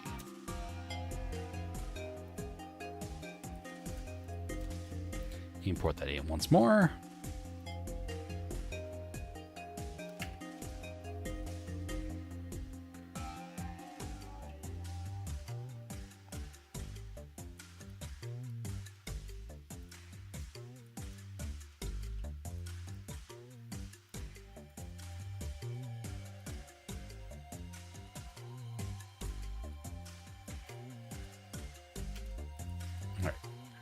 Walking through the woods, stomp, stomp, stomp. Pull back, and he's looking.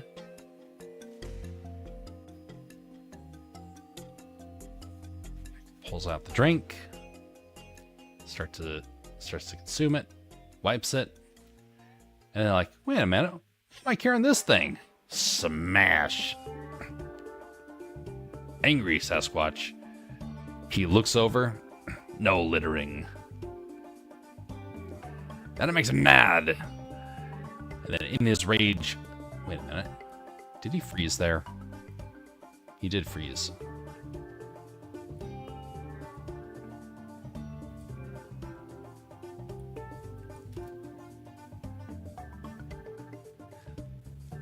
Turns around. He's about ready to walk away. Looks back. Oh, no. And then I need to hide the terrain again. Starts running. And why is he missing from here? That one always likes to disappear on me.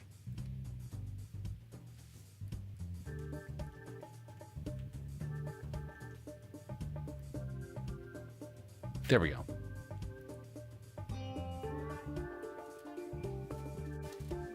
Let's try and reload in. Okay, let's go the old-fashioned way. Shot 7.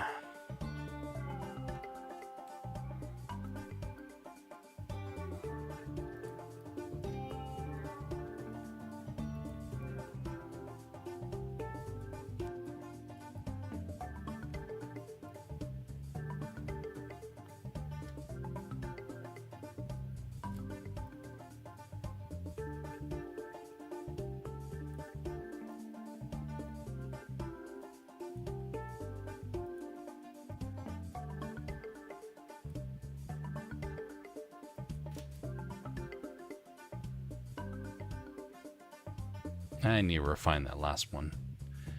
But for the most part, that's complete. So we'll be refining that even further later on this week.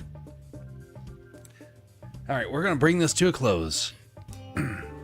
Thanks for stopping by to One and All. Thanks, Jess, for joining in on the games earlier, and for the let's see here, and for those that have been across the 3 platforms, much appreciated. There will be no raids, of course, because there is not enough. So we will see you all next time. Until tomorrow, folks, have a very pleasant Sunday.